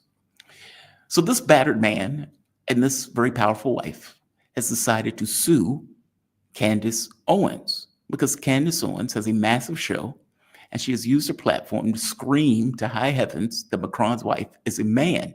She's on multiple shows on this, and she's even gotten to the point of effectively, casually just saying, yeah, she's a man, she's a man, she's a man. Obviously, she's a man. Question, is this defamation of character? Is this slander? Meaning you are effectively saying something that, yeah, you might have worked up some evidence for, but the evidence is kind of dodgy. And in one of her last clips, she even pointed out, this is the way I feel about it. Okay, you're being sued in a court of law. Your feelings are not going to be able to be something that you're going to put on the stand. One of the things she pointed out, she says, well, it's very possible that Macron's wife had a brother. The brother died. Or had a sister. The sister died. And because the sister understood that trans people were treated a particular way, allowed Macron's wife to assume the identity of the sister, thereby changing her identity from a man to a woman. Now, this is outrageous, especially since there's no evidence for this. And she even admitted that this was what she thought might be happening. This is what she felt might be happening. There was no evidence associated with that. Candace Owens, bald-facedly, if that's a word, has been calling this woman a man for a very long time. And it got to the point, apparently, where I guess in order to push down these rumors, they opened up a lawsuit against Candace Owens in the United States. When I say Candace Owens is screwed, I think Candace Owens is screwed. Now, this was Candace Owens' response to this, because I think on some level she's recognizing, oh my God, I'm being sued. I'm going to play this clip. Give me your take on whether or not you think I'm right, that this is some recognition of, I might be screwed in this. They're suing me. Something you can't create. The more that I think about it, the more absurd it is. Now, the Trump administration, who purports to care about free speech, that was what they ran on. Of course, they're not doing any of that stuff anymore. They're creating DEI for Israel and pushing through laws to redefine anti-Semitism. But they pretended to care about free speech. And you had J.D. Vance, who went over there to Europe and gave a whole speech, tisk to all of you European leaders that are no longer listening to what your constituents want and are instead punishing them for their speech. If the majority of your constituents think something, you can't create laws and punish them. Like, right, that was kind of the gist of his speech. Like, the markets have decided what they want, and now you're punishing these people. That's crazy, he said. America's going to be a leader. We don't believe in this. We won't support this. Then you have a literal European leader that is basically saying F you to the American Constitution, right? Emmanuel Macron and Brigitte are saying, you know what? We don't like that podcaster in America. And we are going to launch a lawsuit that's never been launched before, an unprecedented lawsuit. Look, I'm going to let her finish. But if I on my platform came out and said, Rando person is a pedophile, and I think Rando person is a pedophile, and I scream it over and over and over again, I do video after video, and I have hundreds of thousands of people watching me claim that Rando person is a pedophile. And I don't mean the person was trying to get a 14-year-old and got locked up for it. I don't mean that. I'm talking about just Rando, just Bob Jones, that I know, that all of you know, and I'm screaming it to the hilt. And people start believing that Bob Jones is a pedophile, that Bob Jones touches 14-year-olds, that Bob Jones is doing all of this nefarious stuff. If Bob Jones loses business for that, if people start calling Bob Jones a pedophile, and if articles are written, you get a cult of people saying, hey, Bob Jones is a pedophile. How do I know? Well, because Jamal Thomas said that Bob Jones was a pedophile. Bob Jones is being slandered. It's a defamation of character. And it's not like I even have evidence in real terms in order to back up the fact that I'm calling this person a pedophile, that I'm saying this person actually and literally touches kids. Bob Jones can sue me in court. That's not wrong. That's the law. Because what you don't want is people calling random people pedophiles. I hope you get my point. She's trying to make this free speech argument as if you can say whatever you want about people and those people have no right to respond. You have plenty of people who are in the political space, and the name is blanking on me right now, where they were being defamed, or they would say something about that person, and that person takes them to court just to get either an apology or like a $1 check, just to show you were wrong. If you're Emmanuel Macron's wife and you've been getting called a man, people start believing that you're a man, and you're able to show this has defamed my character. I am not a man. Yes, I may be a powerful woman. I can slap the hell out of my husband. I may be able to beat my husband. But that doesn't mean I'm a man. That just means he's weak. There's a difference in those things. Didn't have a sister to die and assume my identity. She has nothing to base this on. And this is defaming my character. She's not wrong for that. I hope you get my point. Especially if what you want to do is in an American court proves A, she has nothing to base this on, and B, I'm actually a woman. Why is Candace Owens concerned? If Candace Owens is correct, and Macron's wife is indeed a dude, and Candace Owens has been able to prove it, then why can't she prove it in a court of law? Why are you concerned? Why does this bother you so? If you can go into court and you can show that dude or a woman, dude is a lady, then you should have no concerns. In fact, you can have a countersuit against Macron's wife for bringing the suit in the first place.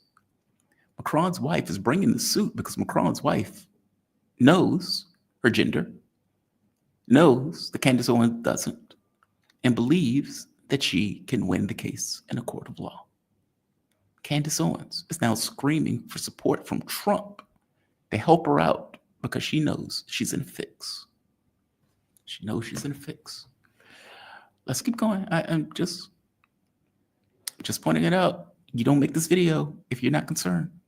You make this video when you are concerned. To impoverish her for speaking. And both JD Vance and Trump have not issued a statement. In fact, where are the journalists even asking them to make a statement? Okay, a state leader is speaking about your constituent and launching a lawsuit and saying you're going to impoverish them for executing the First Amendment right. Where are you? If you are Trump, the first thing you should have done, if you purport to care about America and our Constitution, as you're supposed to be the person that's defending that day in and day out, you would come out and you would say, I don't even know whether I believe that she's a man or woman. Doesn't matter, right? I didn't watch the series. Fair. He didn't watch the series. Well, what? What? The president of the United States has better things to do than watch your podcasts and come to your defense to stop a lawsuit.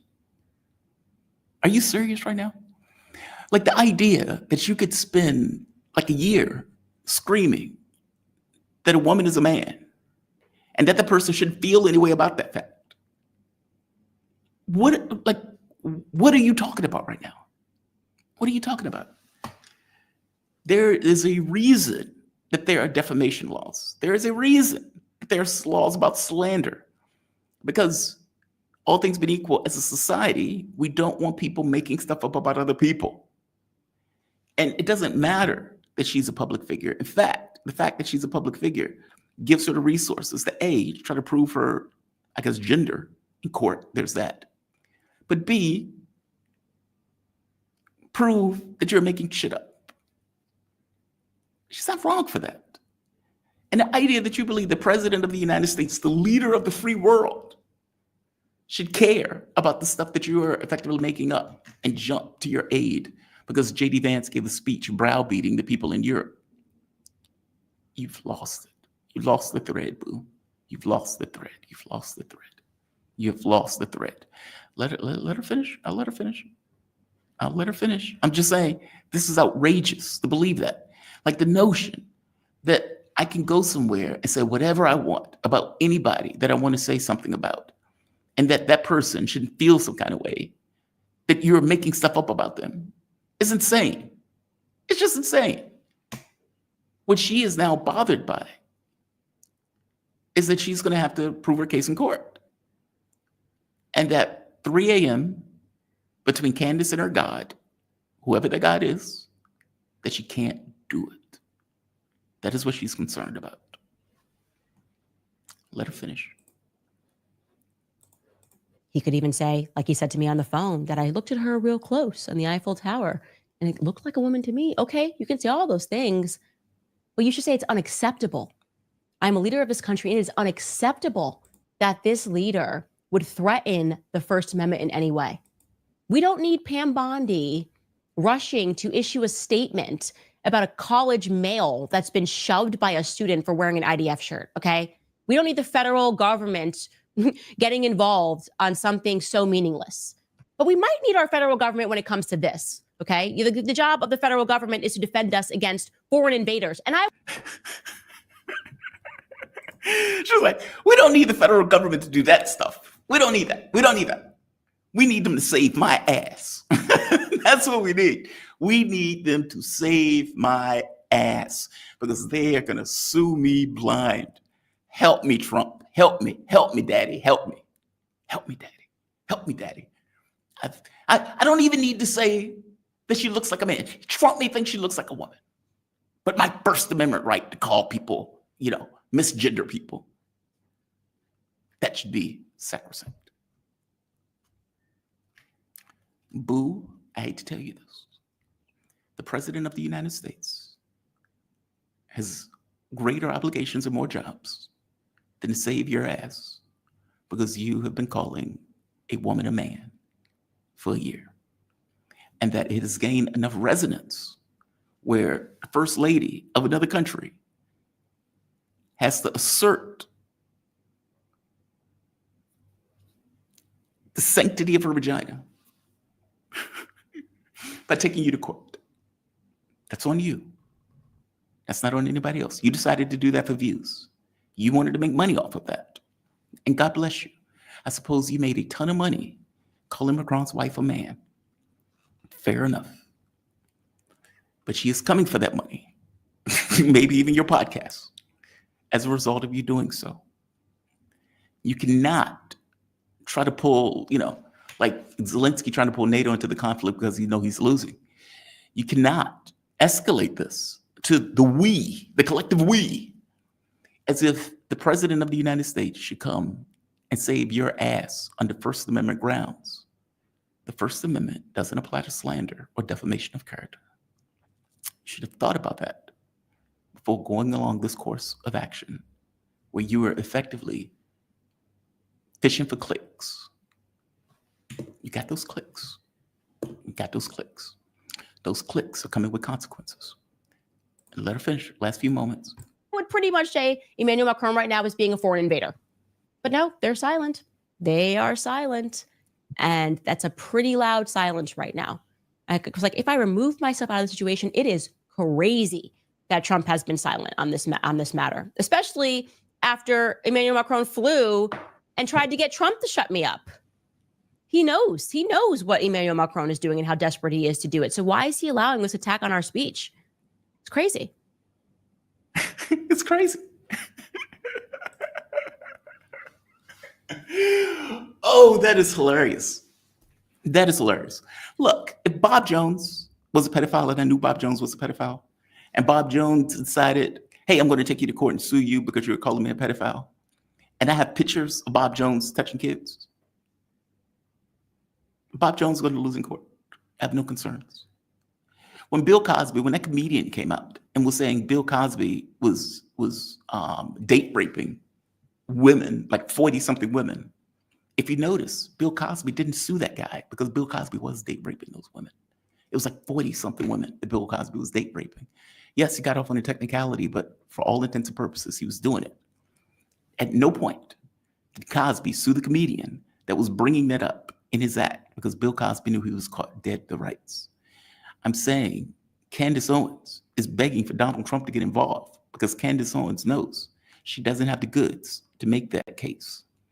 When Macron's wife goes to court And she pulls up her dress and shows her vagina. She shows it to everybody in court. This is an authentic vagina. There was no surgery. There's no marks. There's no scars. This was mine from birth. And she walks out of the court. Candace will be screwed. Candace will be screwed. Was it Bridget is going to slap her? I don't think Bridget's going to slap her. She's going to slap her with a lawsuit. She's going to slap her with a lawsuit.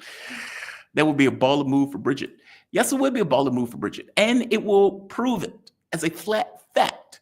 Do you remember when Michael Jackson went to court? Because Michael Jackson was raping kids.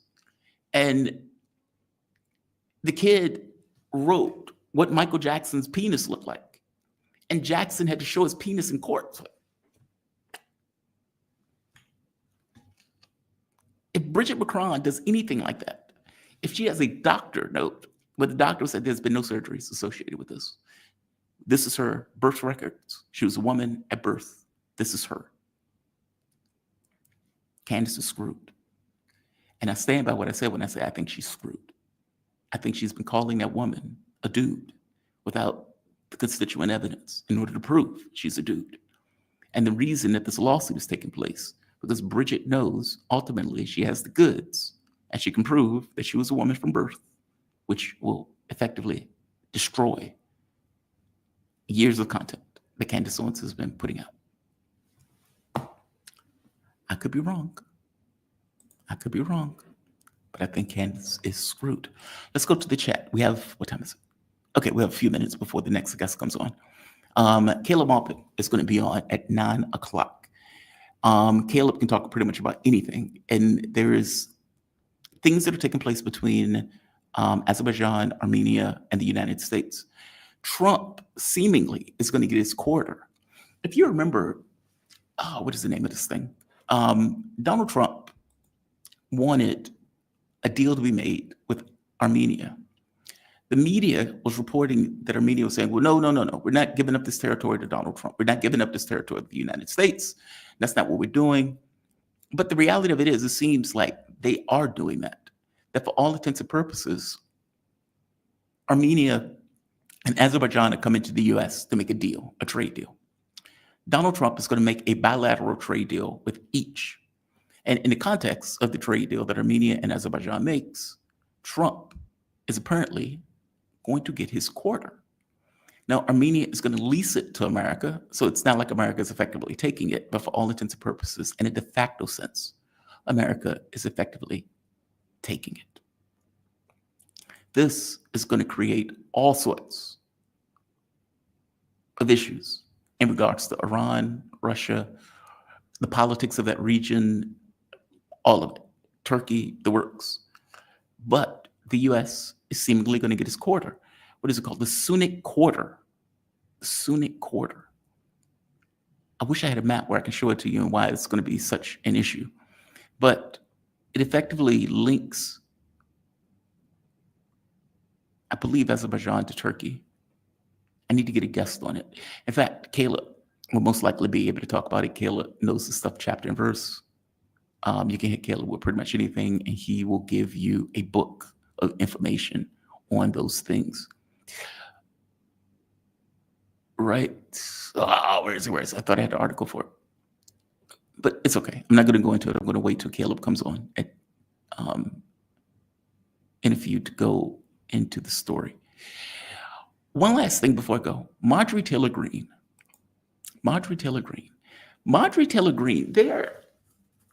they're calling this a split in MAGA. Maybe. I mean, the number of Republicans who are looking at this, of what's taking place in Gaza and calling it a genocide, is increasing. Marjorie Taylor Greene seems to be hardening her position on this issue. This is her latest comment. And by the way, Bernie Sanders is not even this strong on this issue. AOC is not even this strong on this issue. I'm unaware of any other Democrat, maybe a few, that are strong as she is on this issue. Thomas Massey, Republican, has been pretty strong on this issue in regards to AIPAC. Listen to what she says here. Listen, if AIPAC wants to come after me and accuse me of betraying my American values, AIPAC, you know what? You can bring it on. I am totally ready for this. And this is a fight that I will fight, and I will give it my all. And I can guarantee you, you're going to lose, because America is fed up, Matt. They're fed up to here with funding foreign wars, funding foreign causes, funding foreign countries for foreign reasons that have nothing to do with Americans. Yes. Yes. And Laura Bibo, shout out to you. Laura Bibo does amazing work on Twitter. And she's right. She's right. And by the way, she's not just right on the basics of this idea of America first. Like, meaning, if you're going to make this MAGA argument, and you're going to say, we're going to make America great again. We're America first. This is what we want. We want things that are geared in the best interest of America. Fair enough. I accept that. The issue becomes, what does that mean in definition? Now, Trump would say, MAGA first is whatever I make it. No, it's not. It's not. When you're taking Israel first policy, that is not the same thing as America first. You can't just whip the word up into whatever it means. Her issue is, A, you are murdering babies, women, children. That's what you're doing. You're doing it en masse. I showed the video of Gaza where Israel would try to make this argument that, well, we had to destroy all of it because, Hamas was everywhere, even dog catchers. That's what they did. That used to be Gaza. They destroyed it all. They destroyed it all for reasons, as I've pointed out before, because they wanted to effectively take it all. They want to get rid of all of the people that are in that area. Marjorie Taylor Greene is apparently fed up with it. She's not just right on this overt sense of what does America first means. She's also right that it is good politics. What I mean by good politics, you have the majority of the country at this point that believes either Israel is ethnic cleansing, either it's a genocide, or they've gone too far. Even Republicans. You can make that fight from the standpoint of a political space, just like Mamdani made that fight in the political space and won.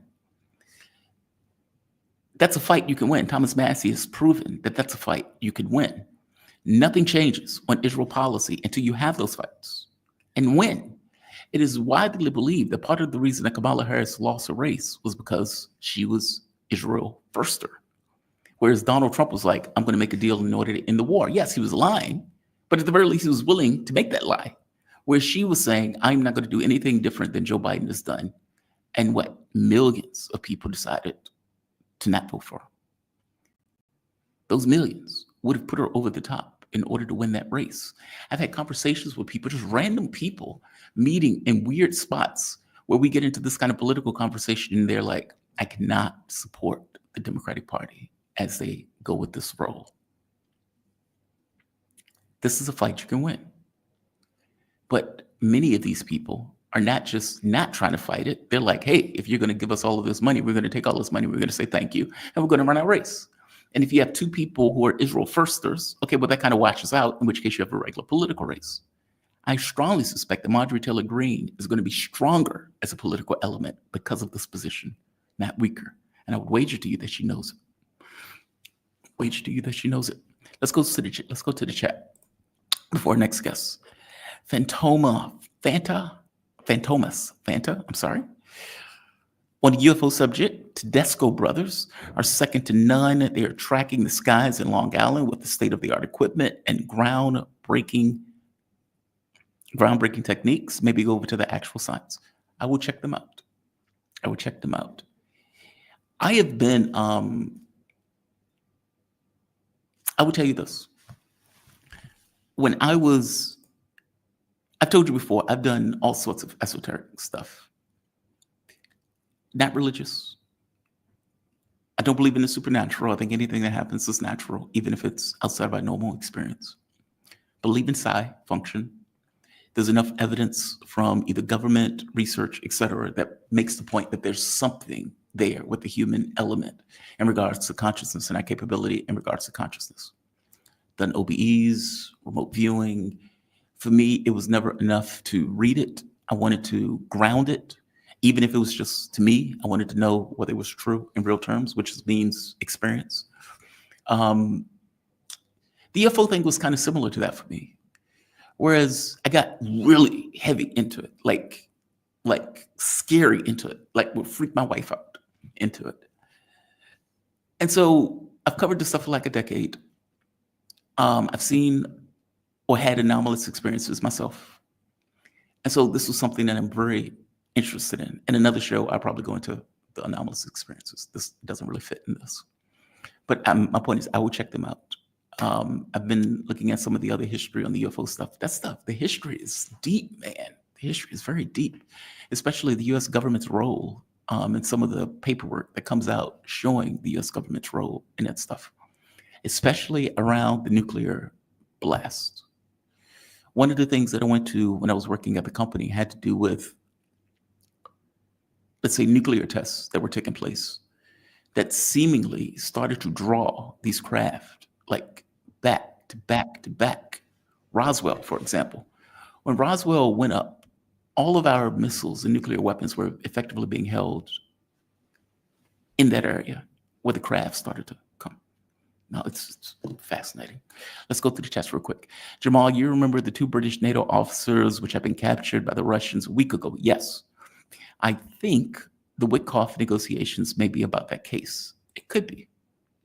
That may be part of it, maybe. But again, from my understanding, there may have been Americans that were captured too. So the Witkoff negotiations may include all of that. Fatomo's Fanta. Time Life was known for the brilliant Civil War chess sets on TV and magnets. Tell me who in history will be a historical queen, king, bishop, knight, rook if you were designing a historical chess set. I will get to that at the end of the show. I have a guest waiting, and I want to go through these first. Thanks, Jamal, for doing your thing. Well, thank you for supporting me doing my thing. I couldn't do my thing without your support, honestly. And I mean that for all of you. Like, share, support through super chats, memberships, PayPal, buy me a coffee. All of those things help keeps the show going, especially since many of these shows are demonetized. You support the content. Oh, what is this name? 1 in a million. Okay, 1 in a million. Why would have the Russians allowed a supply of weapons to Ukraine by the United States? Your second guest seems to believe that. Well, how would they stop it? I mean, they are blowing up weapon shipments that are coming in, but all things being equal, if the weapons are transferred, it's been 3 years. Europe and the United States have been finding ways in order to get weapons to the Ukraine. Many of the explosions that are taking place in Kiev and all over the regions have been them interdicting those weapons and blowing those weapons up before they could be used on the battlefield. But unless you're going to attack outside of Ukraine, it is very difficult to stop those countries from finding ways to get weapons into the country. Hope you get my point, if that makes sense. Alexander G, why would YouTube censor queer star merits? Because it's the same reason that they got rid of RT and Sputnik. In fact, what time is it? Okay, let me get to my guest. I don't want to have him waiting. We are joined with the man himself, a damn good friend of the show, Caleb Maupin. How you doing, man? You doing okay, Caleb? I'm good. How about yourself? I am doing good. I'm actually in a relatively good mood despite one of my guests missing out. I lost my wallet earlier and it freaked me out. It freaked me out to know it. Because it's like when you're abroad, it's one thing if you're in the States and you lose your wallet. Okay, it's bad enough. It's another thing when you're abroad and you're like, oh my God, my card, my driver's license. It's like you can't get a driver's license. It's going to take weeks to get your card. It was just a mess. But they found it. Yeah, they found it. Okay. Yeah, well, good. So you found it. Yeah, that's so my mood immediately lifted. Just for the audience to know, Caleb Maupin, he's a speaker, writer, journalist, political analyst, and author. He's had several books. I'm going to ask you to give the audience those books because this one is old, but I think you have one that's coming out recently or coming out soon, right here. But what's the organization that you're working with, Caleb? It's the Center for Political Innovation, CPIUSA.org. Yeah. Right. You guys have recently had a meeting. I believe it was in Chicago, correct? Yes. It was great. We had our convention. It was a great success. A lot of people were there, and we gave an award to Angela McCurdle, the organizer of the Rage Against the War Machine protests. We gave an award to the Uhuru movement, to their representative, for standing up against the FBI. We also, in addition to that, we gave an award to Reverend Milhan Stevens, who's worked for peaceful reunification of the Korean Peninsula and worked with us around raising, hope for peace with North Korea. We had different speakers. It was really, really a great event. And we recently signed a statement put out by the Islamic Human Rights Commission calling for action in Gaza to stop genocide. And we were one of 204 very prominent individuals from around the world who signed this declaration from the Islamic Human Rights Commission. And that's on our website. You can check that out. Our name is alongside with George Galloway and Tommy Sheridan and all kinds of very important folks, Sheikh Ibrahim Zakzaki from Nigeria, and, all kinds of scholars and academics. It was really an honor to be part of that effort to the United Nations. And we are looking at different things around the country. We're headed to a Palestine conference in Detroit with our book. You asked me about books. Well, we've got this book, Who Are the Houthis? What Are They Fighting For? About the Houthi movement in Yemen and their roots and origins. We've been distributing this book in bulk. And so we're planning to distribute, 1,000 copies of this at the upcoming Palestine conference in Detroit at the end of the month. And we have reading groups around the country, and we're excitedly looking at the possibility of, a peace deal breaking out. Let's see. The details of this peace agreement are not yet public, but it seems like there is a deal that is acceptable to Russia, and we could finally see the end of the war in Ukraine, and that would be amazing. I find I'm in a weird state of disbelief. I want to see it happen. It ain't over till it's over. And it's just, we've been so close before, and I've been hopeful this war would end before, and it hasn't happened. So let's see. But, we have been out in the streets since the beginning of this war. Right after the special military operation began, we were in the streets of New York City. Russia is not our enemy. We had a conference in Austin, Texas in March of 2022. And trutherfiction.com had to publish an article about us to make clear it really happened and it wasn't an internet hoax, because we were in this in Texas with the flag of the United States and the flag of the Donetsk People's Republic. And, I've been to Russia. I spoke with the Russian president. We led the U.S. delegation to the World Youth Festival. We have been very, very, very active and vocal, calling for negotiations, peace with Russia, and this stupid Ukraine war that doesn't benefit average Americans. So I really, really hope that we're going to see an end to this conflict, but we shall see. Okay. Yeah. Let's start there then. What do you think is the inspiration for Trump to try to move this quickly for talks? And to your point,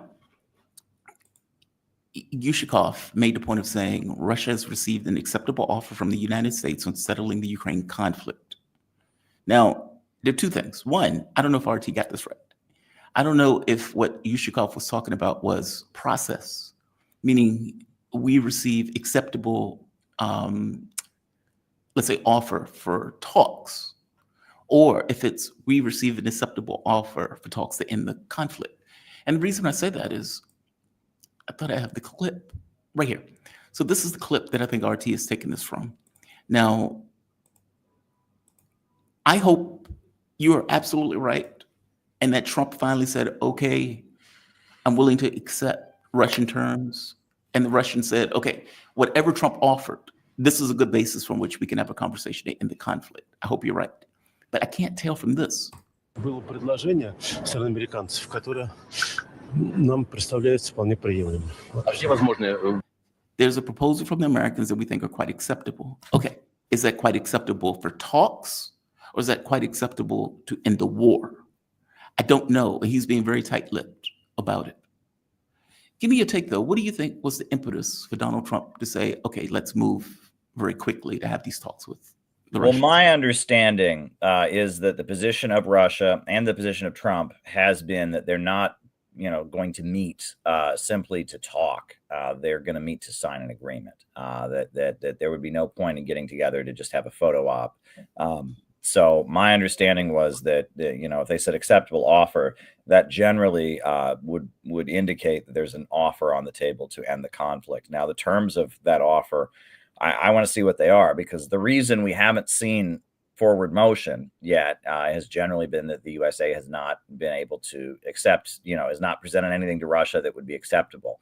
Now, I don't know what's happening here. I will say none of this would be possible. And again, I am somebody, I wanted Trump to end this war as soon as he came into office in 24 hours, like he said he would.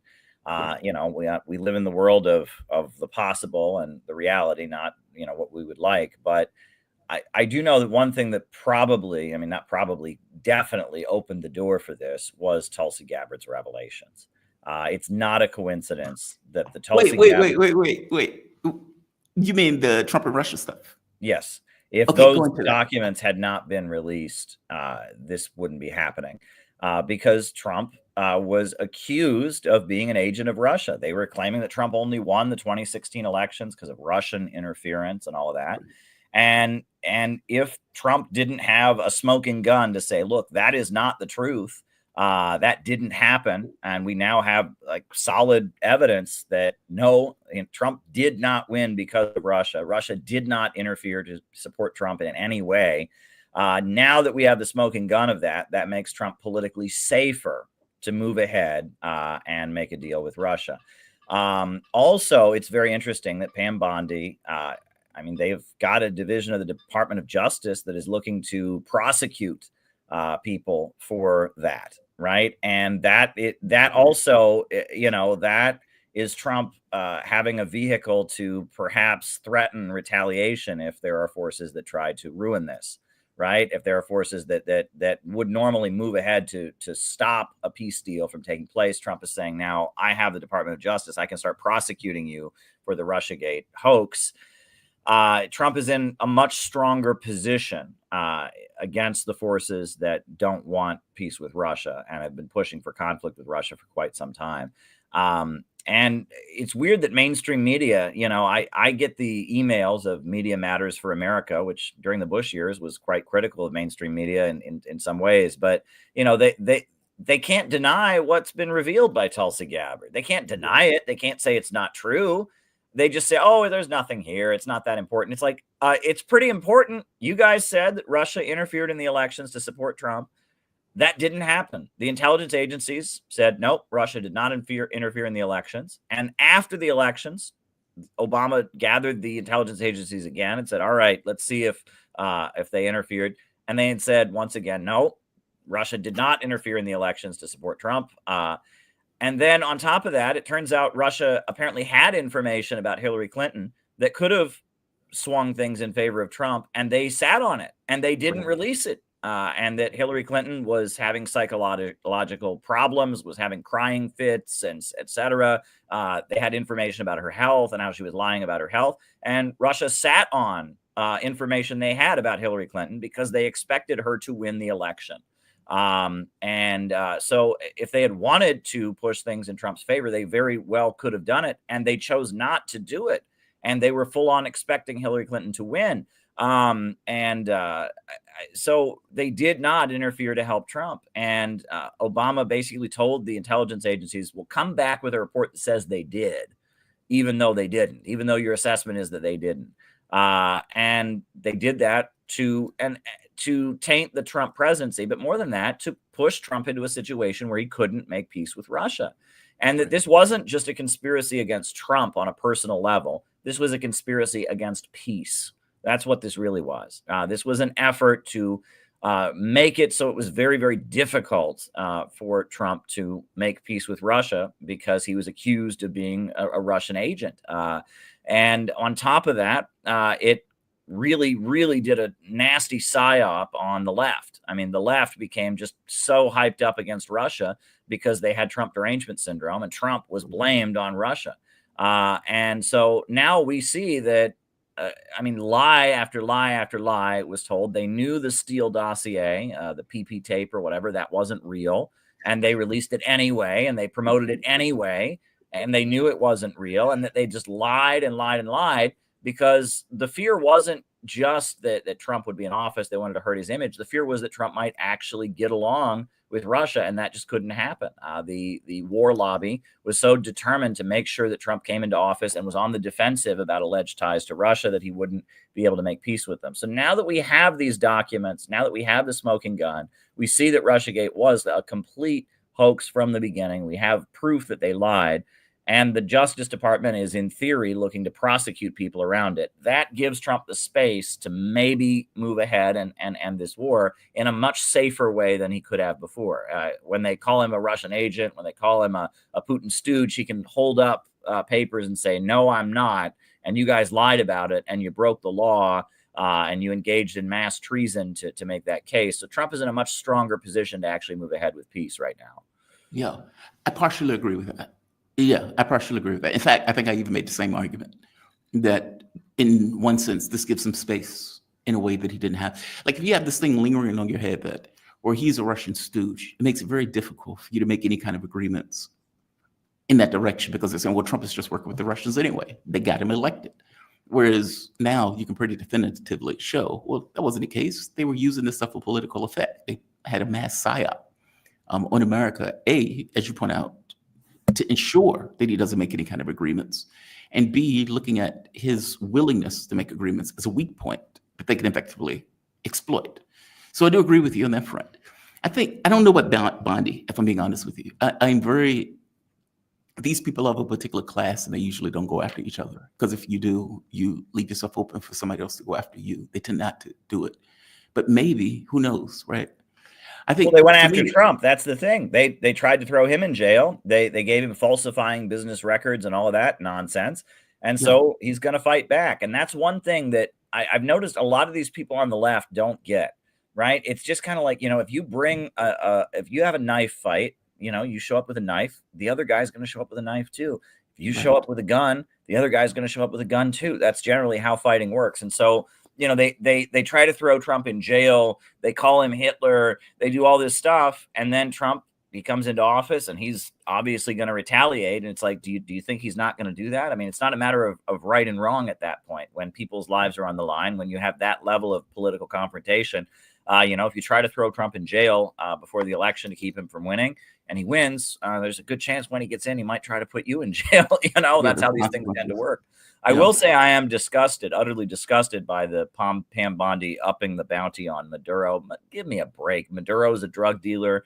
We all know those drug gangs. There would be no drug crisis in South and Central America if it wasn't for the CIA, right? The Contras of Nicaragua in the 80s, the paramilitaries in Colombia that were backed by the CIA and armed by the CIA to fight against the FARC rebels in Colombia.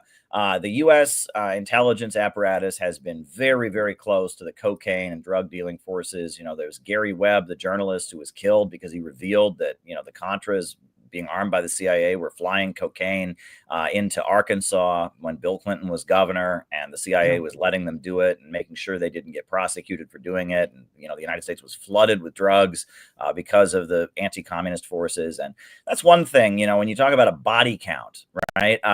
We always told, well, communism's so bad it killed 100 gajillion million. They give us some huge body count. What is the body count of the USA arming drug cartels in the 1980s against the communists in Colombia, against the Sandinistas of Nicaragua?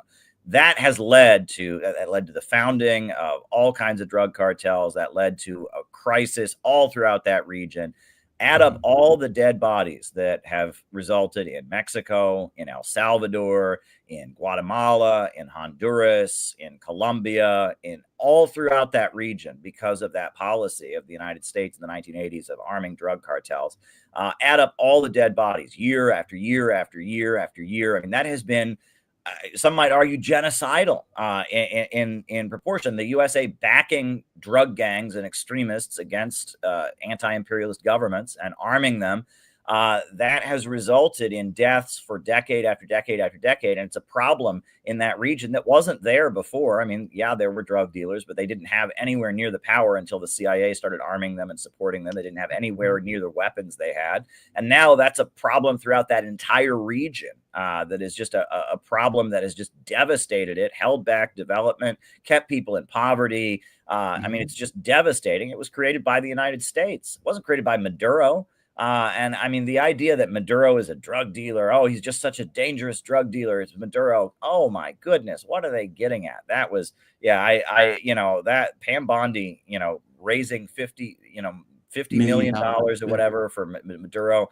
The other thing, though, is it's not going to work because it's already been high. There's been so many coup attempts in Venezuela, and the coup attempts fail because the military is loyal to Maduro. And if somebody in the military was going to go, oh, okay, I'll sell him out for millions of dollars, they would have done it by now, right?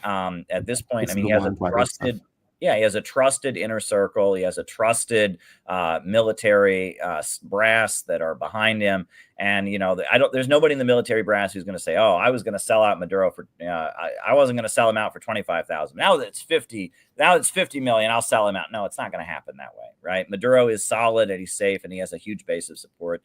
And, Venezuela was in a really, really bad spot 10 years ago. After Hugo Chavez died, Barack Obama upped the sanctions and just devastated the country. I was there in 2015. I saw with my own eyes they couldn't get toilet paper. There were food shortages and all of that. But they've gotten over it. Their economy is growing again. They're strong once again. And Iran and Venezuela are very, very close.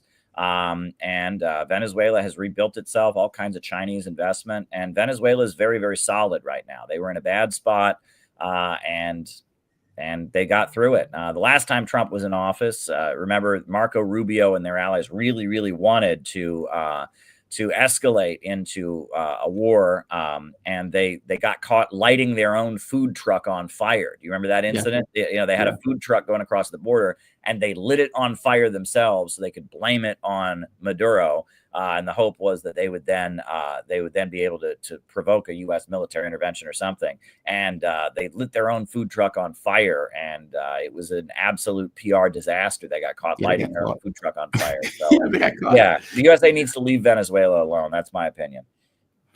Yeah, I agree with you. They want the oil. I mean, for all things being equal, they want, geopolitical control, but they want the oil that's in the ground in Venezuela. Before going to Venezuela for a moment, what do you think about this notion that, yes, I give it to you. I do believe that the Trump-Russia stuff gave him space, but also the weakening of Ukraine on the battlefield. I mean, Russia is advancing, and the pace at which they're advancing is increasing. Whether Trump knows it or not, the people around Trump has to know it. And I know Zelensky has to know it. The protests that have been taking place in Ukraine, with 69% of the public saying, we want this war to stop. Meaning there's a huge amount of pressure that is being applied to Ukraine right now, and pressure that's being applied to the US with Trump coming out with his ultimatum that he's going to pass secondary sanctions on India and China, something that are going to have feedback effects on the United States.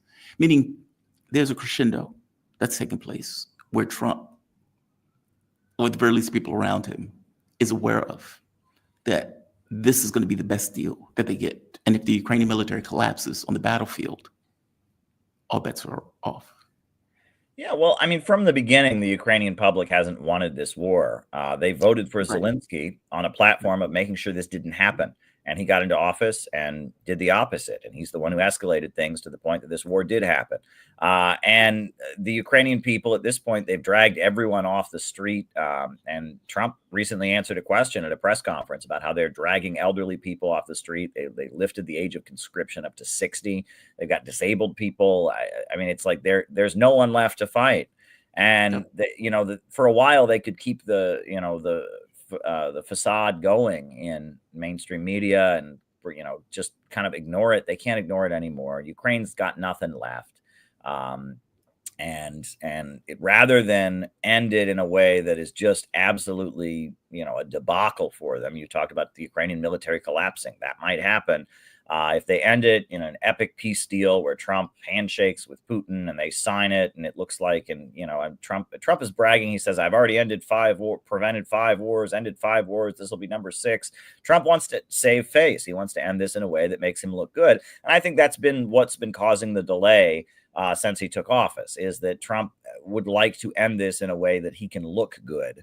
And that he was hoping he could end it in a way that looked good when he first took office, but that was not possible. And so it took a lot of things happening, the Tulsi Gabbard revelations, et cetera. And so now Trump is thinking, I can end this in a way that'll look good for me from a PR standpoint. And that was what will enable Trump to possibly end the war. Let's hope. I mean, the forces that want to keep this going are very, very evil and nefarious, and they are all kinds of, they know what they're doing, and they're pretty ruthless, as we're seeing with, the way that the European Union countries are not democracies anymore, basically. I mean, they're outlawing any party, any political party that might want peace with Russia, even though that's a majority sentiment in a lot of areas.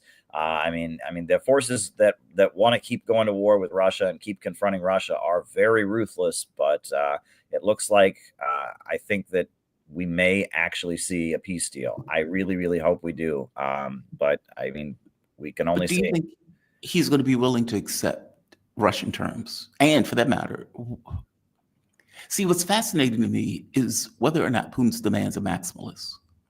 Because if they are not, and Putin is willing to, let's say, give some kind of leeway. For example, if Putin says, well, yeah, these regions are ours, but what we define to be these regions are effectively where we are now. Okay, well, that's leeway in a way that's, it's the way people tend to negotiate, where they will come down off the maximalist demands in order to make an overarching deal. But I guess the thing is, will an American president be able to accept Russian demands? That's always been the issue. Russia is winning the conflict. They know they're winning the conflict. They have no reason to accept a deal less than what they define in regards to their core values. The issue has always been that an American president, as you point out, wants to save face. And if he accepts Russian terms, they're going to call him a Russian, oh, you gave up, you gave in to Putin, et cetera, et cetera. That seems to have always been Trump's issue. Not that he loved Ukraine. He just didn't want to look bad in ending the conflict. Well, you have to remember that the reason this hasn't happened is because, again, there have been all these unacceptable proposals made. The idea that Russia would say to all these people in Donbass who've been dying and getting shelled and attacked since 2014. I mean, they have a monument called the Alley of Angels to all the children who've been killed. The idea that Russia would say, all right, you know what? Yeah, they can go back to Ukraine. We'll our bad. Ukraine can just keep killing those people. Yeah, they voted for independence in 2014. Yeah, we arranged the Minsk agreement to have them stop being killed. Yeah, Ukraine didn't honor the Minsk agreement and kept killing them for 8 years. Yeah, we moved our military in. Hundreds of thousands of people died in a confrontation to protect these areas. Yeah, there was a referendum for them to join with Russia and become the new republics, new regions. Oh, but you know what? Yeah, Ukraine can have it back. No, they're not going to do that. That's just not realistic. Russia would not agree to that. Too much has been lost and too many chances have been given. If Ukraine was open to letting those folks be part of Ukraine in a way that respected their basic human rights, that would have been done from the beginning. This war never would have happened. The whole reason this war has happened is because Ukraine will not treat the people in Donbass like human beings, will not treat them as members of a Ukrainian society that have dignity. And it's been killing them and slaughtering them since 2014. Russia moved in to protect them. And if there is an acceptable agreement, I am fully confident that acceptable agreement includes the new republics remaining part of Russia. I think the issue is, where's the border going to be, right? I think that's the point of contention, and we don't know, and I'll be curious to see where that border is going to be. But Crimea is Russia. Donbass is Russia. Where does the border go? Where is the line? That's what I think the whole world wants to see, where the line is. And I expect that wherever the line is going to be wildly unacceptable to mainstream media and wildly unacceptable to the European establishment, because their whole narrative just kind of ignores the reality and the humanity of the people of Donbass. And so they're going to be furious about wherever that line is. It could be right next to Russia and they would still be angry about it. So they're not going to be happy with where the line is, but we'll see. Agreed. No, I agree with everything you just said. Can we go to Lebanon for a bit? I'm fascinated by what is taking place in Lebanon right now. So you have massive protests in Lebanon right now as a result of legislation that was going through that effectively was trying to disarm Hezbollah. Now, initially, the president seemed to play politics with it a bit, but this is something that effectively has passed. Or is going to pass. This is Lebanon. I believe this was either last night or today. The burning tire. and this is the public, by the way, effectively in support of Hezbollah. This is also the public in support of Hezbollah, showing how much they back the organization. Now, the idea that the army, who when fire shot in anger at the colony of squatters that have been taking over parts of Lebanon and been bombing Lebanon, but it's going to turn around and try to take the guns of Hezbollah, is pretty outrageous. It's pretty astonishing. Is that going to happen? Meaning, is this going to ultimately provoke a civil war in Lebanon? And one last point. Civil war, while simultaneously Jelani's animals are chipping at the border, where it's becoming clear that Syria and some of those gangs in Syria will attack Lebanon from the north. Give me your take on this. Is this going to devolve into a civil war, or something else going to take place here? Well, if they try to disarm Hezbollah, there will be a civil war. That's pretty clear. I mean, Hezbollah is a state within a state. It is an apparatus that is strong enough. I mean, it's a government of its own, in effect, within Lebanon. It's like half the government of Lebanon, and they are an armed force. They are a military. They began, Hezbollah was Shia militias, Shia Muslim militias inspired by the Islamic Revolution of Iran that protected Lebanon from the invasion by Israel. When Israel was attacking Lebanon in the 80s, there were various Shia Muslim fighting groups that formed, and eventually they unified into Hezbollah. And Hezbollah has been pretty devastated recently by Israel. A lot of top leaders have been murdered and killed, but they are a huge, huge fighting force. And if you go to try and take their guns away, they're going to obviously, fight back, and that would be civil war. And I really, really hope that the leaders in Lebanon are not stupid enough to do that. That sounds like something that would certainly be to the benefit of the United States and Israel, to see Lebanon, a country in that region, collapse into instability and have the government fighting against another faction of the government, basically, which is called Hezbollah. That would be an absolute disaster. However, that would kind of fit the playbook. I don't think the majority of people in Lebanon want that. I mean, there are obviously people in Lebanon, like Maronite Christians and others, who really hate Hezbollah and are pro-Israel, etc. But Hezbollah has a huge amount of support, not just among Muslims, but among Christians, among other religious groups, among secular political parties. Hezbollah is a force to be reckoned with in the country. Now, they're not the whole country, but they're a big chunk of the country. Probably at least half the country is sympathetic to them.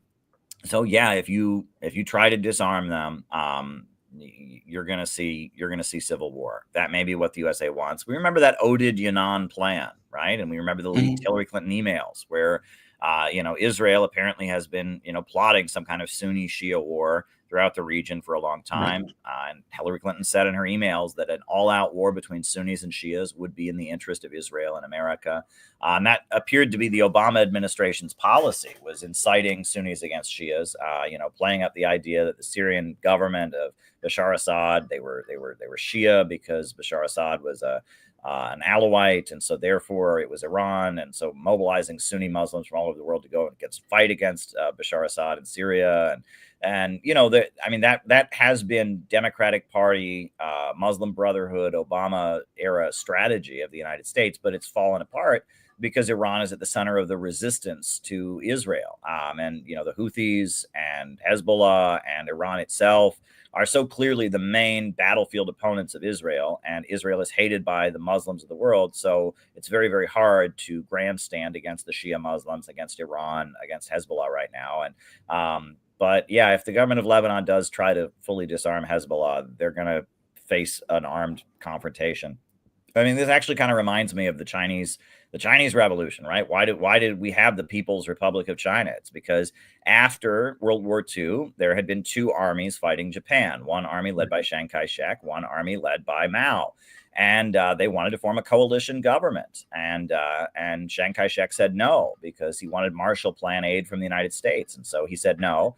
And China was like, well, Mao Zedong was like, okay, well, I mean, I'd really like to form a coalition government. And then the Chiang Kai-shek government tried to disarm the Red Army that had fought against Japan, and they tried to disarm them. And then at that point, they had a civil war, and that's what led to the creation of the People's Republic of China. So yeah, the Hezbollah is the armed force that is the government of half of Lebanon. And if you try to take their guns away, you're going to have a war on your hands. Something we Americans should really understand, right? It's very, very, very much in our heritage, right? The whole reason that we have a Second Amendment is because religious dissenters in England had their guns taken away, right? The government of Charles II in Britain passed a law that no English religious dissenter could own a gun.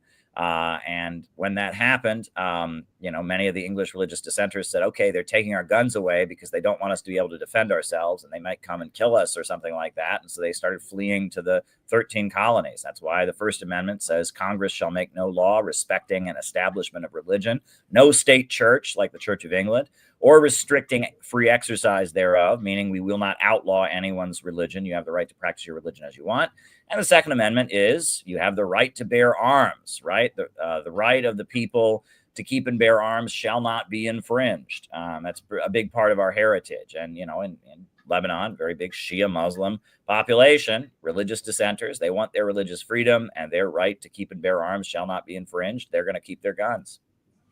For America, I thought that had to do more with forming militias, not just randos carrying weapons. I know how it's been interpreted.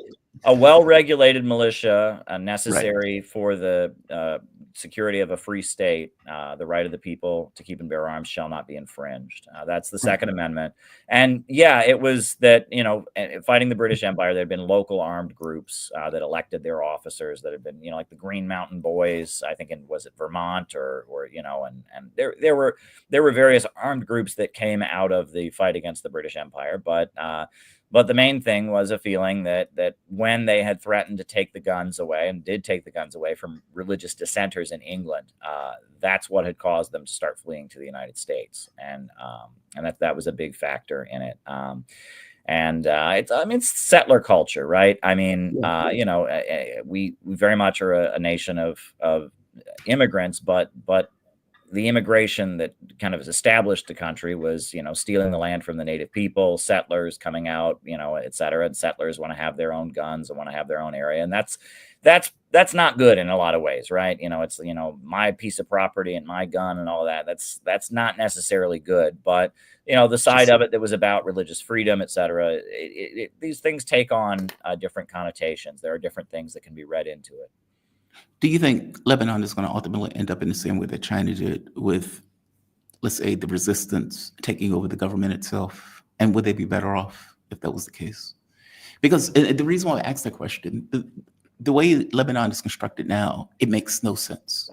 It's like, I am not the person to give any kind of historical context on this, but I've had enough interviews where they've tried to explain this kind of sectarian government. It almost keeps them separate in the way that they effectively function. And again, Israel attacks them continuously. There is no response. Hezbollah seems to be the only thing that's ever pushed back against Israel in this case. And so you get a government that is effectively captured by foreign interests, be it the United States or Israel, that is continuously attacked, but never responds to those attacks. I don't get the sense that Hezbollah will function that way, if indeed Hezbollah became a government after a civil war. And no, this is not me asking for a civil war. I just want to be very clear. But as you point out, if they do go through with this and they actually do try to disarm Hezbollah, then that means you have an open conflict between these two groups. I think that obviously they wouldn't even be discussing this if they did not perceive Hezbollah to be weaker than it was before, because a lot of its leaders have been killed. Right.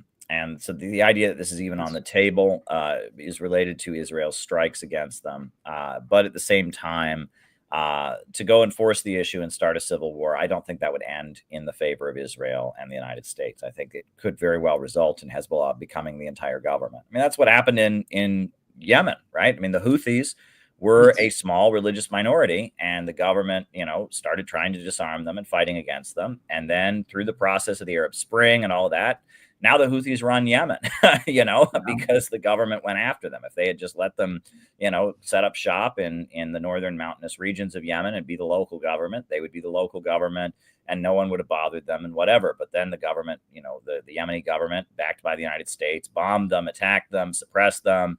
And then the Arab Spring happened and they became associated with the protests against the government. And then they started fighting, and one thing led to another, and next thing you know, Saudi Arabia is in there, and then October 7th, all of a sudden they're the best friends of the Palestinians. Now the Houthis run Yemen. The Houthis and the Yemeni government are pretty much synonymous at this point,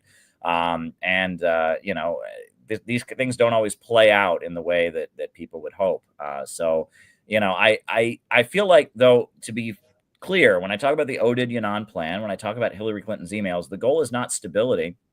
The goal is not to get rid of Hezbollah, take their guns away so we can have a more stable Lebanon. No, the goal is chaos and unrest and civil war throughout the region so that the Western imperialists can maintain dominance, so that Israel can have more security, because the people that oppose it are all fighting each other in a sectarian conflict. So that may be the goal. And it may be that the goal of pushing for this is that, Israel and forces in the West are hoping to just have chaos throughout the region. And yes, trying to forcibly disarm Hezbollah will lead to chaos in Lebanon, no question about it. And that chaos will spill throughout the region, because Lebanon, Hezbollah was on the battlefield fighting against fighting for Bashar Assad in Syria. They are tied in with Iran and many of the conflicts in the region. And it won't just be Lebanon that will be unstable as a result of that. It'll be instability throughout the region, and it will be a bad, bad situation. And that is what some forces clearly want. So there you go. But the Lebanese government doesn't know that. Like, certainly they have to know that. Like, if we're talking about this, they have to know that that's a clear potentiality if they go through that particular policy plan. Yeah, right. And that may be the goal. But I feel like most people in Lebanon don't want their country torn apart by civil war, no matter what side they're on. And that's one thing that's pretty universal, is people don't want their country to deteriorate into chaos. I've been to the northern Tehran, the regions in Tehran where the people are the most anti-government. They're the most pro-American. They have restaurants that look like McDonald's and even have golden arches, and people are wearing blue jeans, and they're all driving BMWs, which is the only foreign car you can get in Iran. And the price is inflated by 400% because of sanctions. And I've talked with those folks, and they are very anti-Islamic Republic. They very much, don't have any support for the Ayatollah and all of that. But one thing they don't want is another revolution, because they can remember how bad it was in the early 80s and how much killing and death there was. And when Iraq invaded, and, every night there would be executions, they'd see the dead bodies on the news. And even these folks are really, really against the Islamic government of Iran. They're probably the most extreme. They're the richest of the rich in Iran. They hate the Ayatollah. They hate the Islamic Revolution. But even they don't want Iran to go through another revolution. They don't want Iran to deteriorate into another civil war. And so on that basis, some of them are even like, well, let's hope that Iran, their strategy is maybe to support the moderates in Iran and kind of, water down the Islamic ideology and gradually westernize Iran. They don't want to see Iran just deteriorate into civil war. And that, there's a lot of people throughout the region who maybe they don't like Hezbollah, maybe they don't like Iran, maybe they don't like this or that. But the Arab Spring didn't really turn out very well for all the countries. Egypt, are they any better off since the fall of Hosni Mubarak? Is Syria any better off after decades of, civil war? Look at Libya. How did that turn out? And that people do have frustrations. These various anti-imperialist forces do great things, but, there are frustrations. There are problems. There's corruption. There's nepotism. There's inequality. There's all of that. But generally, the George Soros playbook of we're all going to go out in the streets and burn stuff and riot against the government, and then that'll create the pretext for a civil war to start with the USA funding one side. That generally doesn't lead to things turning out well in the country at all. And I think people can see that. Caleb, you are fantastic.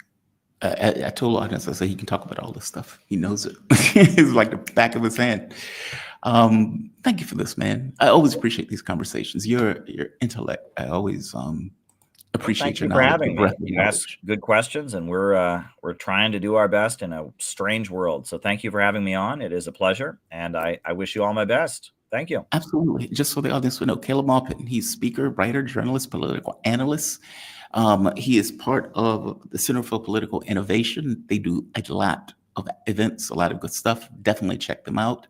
Caleb, what is your latest book called, just so the audience would know? Oh, I'm always publishing different compilations. I mean, I've got one here called AI is Not the Problem, Technology and Economic Crisis. That would certainly be of interest to the audience there. It's like pamphlet sized. Check this one out. Yeah. Wait. AI is not the problem. Look, I agree with you, but it kind of is the problem in the system. Or do you disagree with that? Well, the problem is the system. The problem is we don't have a rational economic system. But yeah, it's creating a problem in the system. But there you go. Yeah. Do you see a way out for that? So, oh God, I'm sorry to bring you back into this. There's I was in this conversation with Jeff Rich earlier in the show about this book called End Times by Peter Turchin, I believe his name is.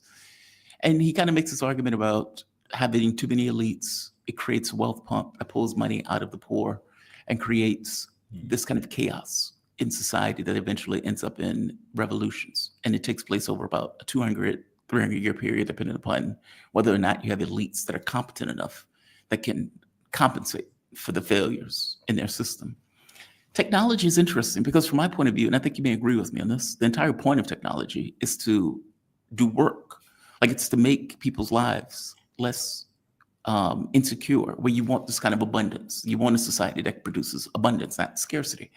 And we have technology that can do the labor, technology that can, let's say AI, that can come up with these kind of technical plans that make people's lives easier. And that is the ideal. That is not how it's used. It's used in the opposite of that, to be able to make more profit, to be able to create scarcity, to be able to make your job less secure. That's just the system and the way that we use it. There's also surveillance. There's also military applications. Do you see a way out of this? Because I don't see a way out. It looks like it crashes before it changes. We ultimately need a government of action that will fight for working families. We need a state that will step in and control the economy for the benefit of the population overall. Yes, if we have an economic system that continues to function on the basis of whatever is most profitable, and the result is fewer and fewer people being hired, and the rate of profit that is made on each item that is sold going down, because profit can only come from human labor power, and so less human labor power involved means less profit. Yeah, I mean, this system will crash and burn because of AI. AI will completely destroy this system. There will be unemployment on scales we can only imagine. There will be chaos in the streets, but it's not because of AI. It's because of the irrational economic system. And if you look around the world, there is a new economy rising in the world where they have states that are simply, not like the Western states that simply facilitate the profits of billionaires, but come out of anti-colonial revolutions and rationally organize the economy. And as a result, they can grow because of these technological breakthroughs, whereas we in the West are just being utterly destroyed by them. Profits should not be in command. We need a government of action that will fight for working families. Agreed. Everything you just said, agreed. Thank you for this, man. I really appreciate it. Always enjoy these conversations. You be safe, okay? All right, you too. Thanks. Yep. Thank you. Caleb Maupin. Always appreciate Caleb Maupin. He's right. I mean, look, it's one thing if you had a system that said technology should be used to eliminate human labor, but then you come up with another problem. Okay, well, we have a system based upon labor. Okay, well, how do you create a system where people have what they need while simultaneously being able to live better lives that is not just completely, spend 60 years of your life effectively with somebody's hand in your pocket from the cradle to the grave. Is there a better way to do this? And the answer is yes. The moment that you have technological innovation, where you have the ability to produce food or more food, you have the ability where people don't necessarily have to work as much while simultaneously having a decent life in the way that they operate. It's a system issue. It's not a technological issue. When I was working as a software engineer, I remember I was building systems that was eliminating, let's say, 3 or 4 people that were on the job because they didn't need them. Now the company would move them to somewhere else so they didn't fire those people. But that's on like a low scale. I mean, what does it look like when you're building technology of, think of the internet. Think of YouTube, for example. If you're listening to audiobooks or listening to people who are doing, let's say, movie reviews and those type of things, many of those people are just AI. They're not people at all. It's just an AI system that has gotten really good at mimicking a regular human tone, voice, intonation that is weeding out, or at the very least crowding out, people who actually do human voice. Okay, what about, God, I hate to use this example, but porn. Think of quote unquote AI characters that are working in those jobs. Think of AI that is able to do, I don't want to say artwork, because artwork is not really a good example, but you get a crowding out effect where people say, hey, this is cheaper, I'm going to use this device. And the better that device gets, the more proficient that device gets, you're going to get careers that start to get weeded out. I would tell you, in software, when, let's say 20 years ago, if you needed somebody to build a website, like a big website, you might get $1 million for the person to build that website. Today, you have WYSIWYGs. What you see is what you get, where the person could just move those items onto the page themselves. And I remember even during the time where I was working as a software engineer, the amount of money that the company used to make off of building sites went down and down and down, because you needed more technology was there in order to do the labor, as opposed to having us as software engineers do the labor. And that's going to be with delivery drivers, Ubers, cabs, trucks. Like, all of these people are going to effectively lose their jobs. Stores, cashiers, you could see it in cashiers now, where they might have had 13 owls, and now you might have 4 or 5 that are automated, with maybe 2 or 3 that are not. Stores where you walk in, they automatically hit your card for anything that you buy. You don't really need a cashier. You may have a security guard, but all things being equal, the number of people that were at the store goes down. All of this stuff is technical innovation. All of these things effectively eliminate jobs. And what does your society do when you have less and less people needed to do labor? Is your society even configured to deal with that change, that sea change? Because it will be a sea change, and it will be drastic. So let me go into the super chats. By the way, I said this before, I'll say it again. You guys help support the show. The show is off the demonetize. Your support makes the show what it is. Like the video, share the video. If you can support, please do. PayPal, super chat, super stickers, memberships, all of those things help. Buy me a coffee. All of those things help keeps the show ticking along. You have my deepest appreciation for anything that you do to support the show. You allow me to do my thing. MTG makes MAGA proud.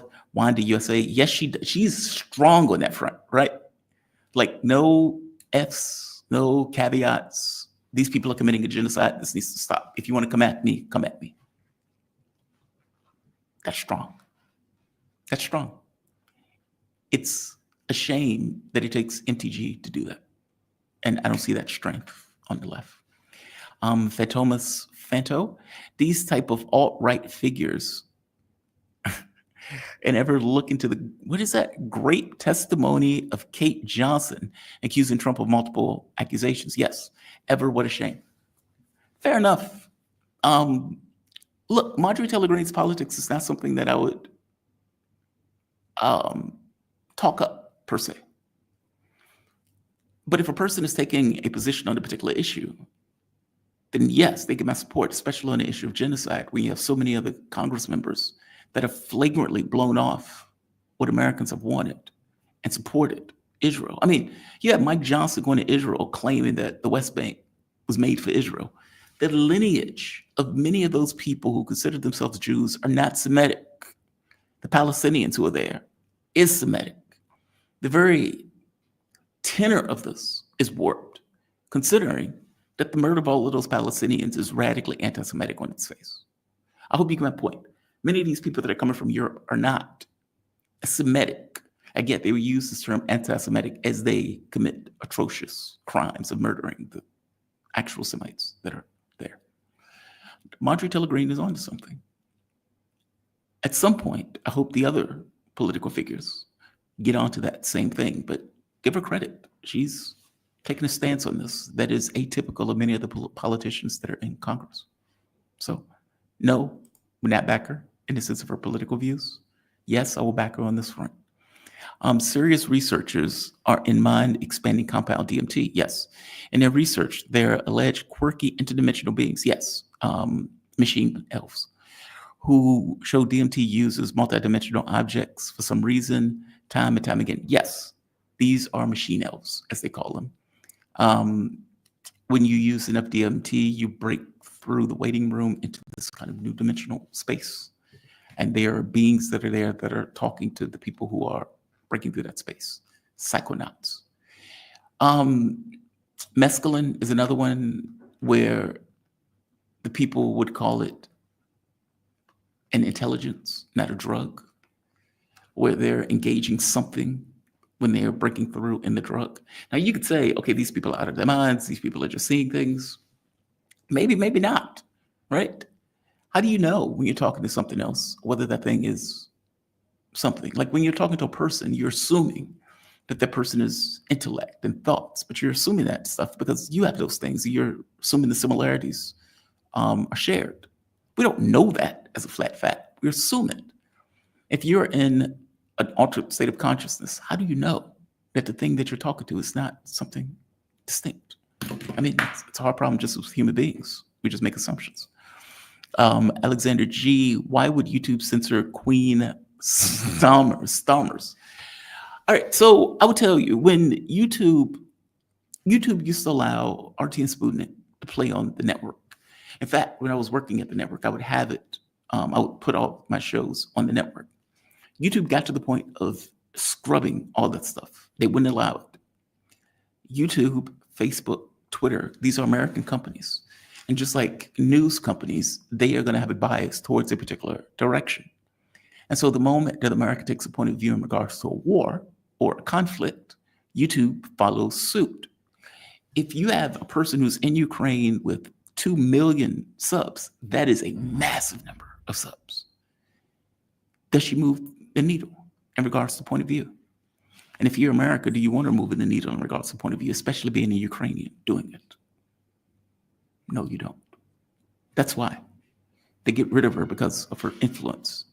And having that much influence and being Ukrainian is double negative in the context of the direction that YouTube wants to go with their point of view and their opinion. Look, it's something I've been concerned about. I would imagine other channels who cover this sort of content is also probably concerned about. So there's that, yeah. Why would have the Russians allowed the supply of weapons to Ukraine by the United States? Your second guest seems to believe that. Yeah, so Arnaud, I mean, the United States have been supplying Ukraine with weapons for the last 3.5 years, right? CIA is all over the place. They have shipments. Europe has been doing the same thing. Russia would interdict those weapons when they can, and they have the intelligence to do so. But, you know, like, how do you stop them from getting weapons in Western Ukraine? You have all sorts of places that those weapons can be delivered. So the U.S. has been doing it since the beginning of the war. It's not like Russia wants them to. They just haven't been able to stop them over the course of the 3 years. Hence, you kill as many Ukrainians as you can. You blow up as many shipments as you can. It's just part of the war. So Arnaud's not wrong on that. He's right. Thanks, Jamal, for doing what you do. Well, thank you. Your support allows me to do what I do. I don't think, like,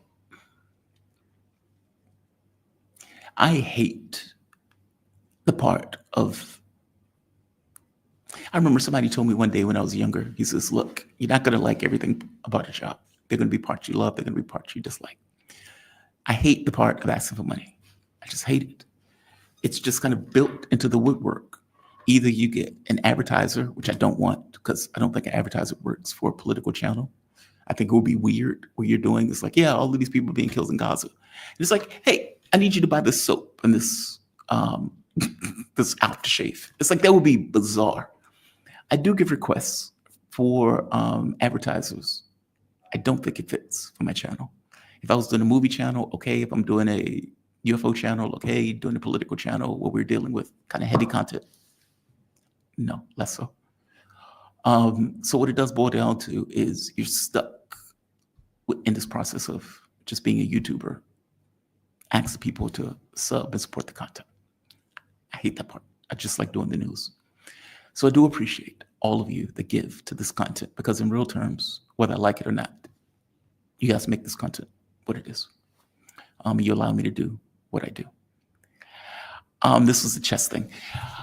I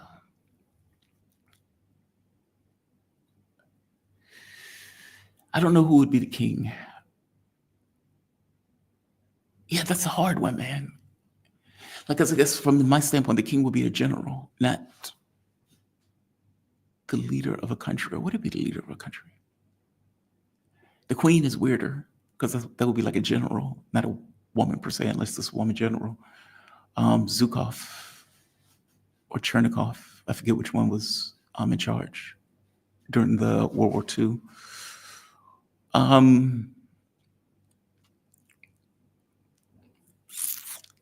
Yeah, I can't answer that one. That one is hard.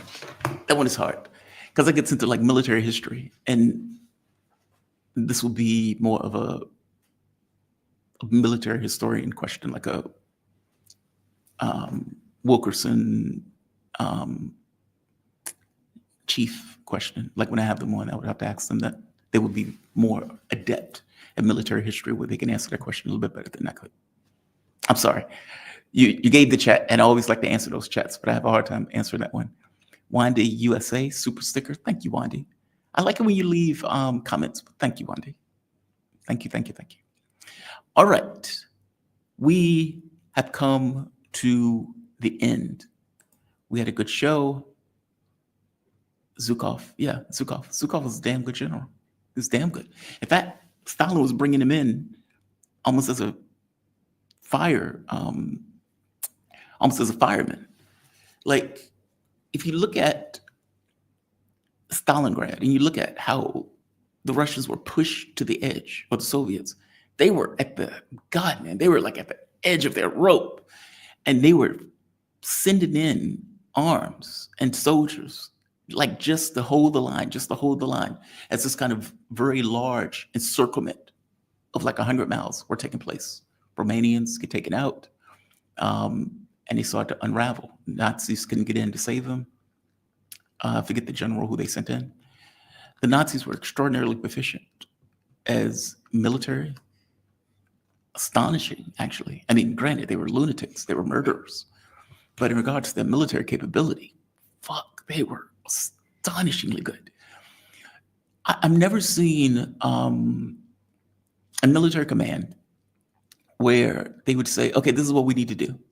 And within a few days, they put together a military plan and enact that plan very proficiently in a very short period of time.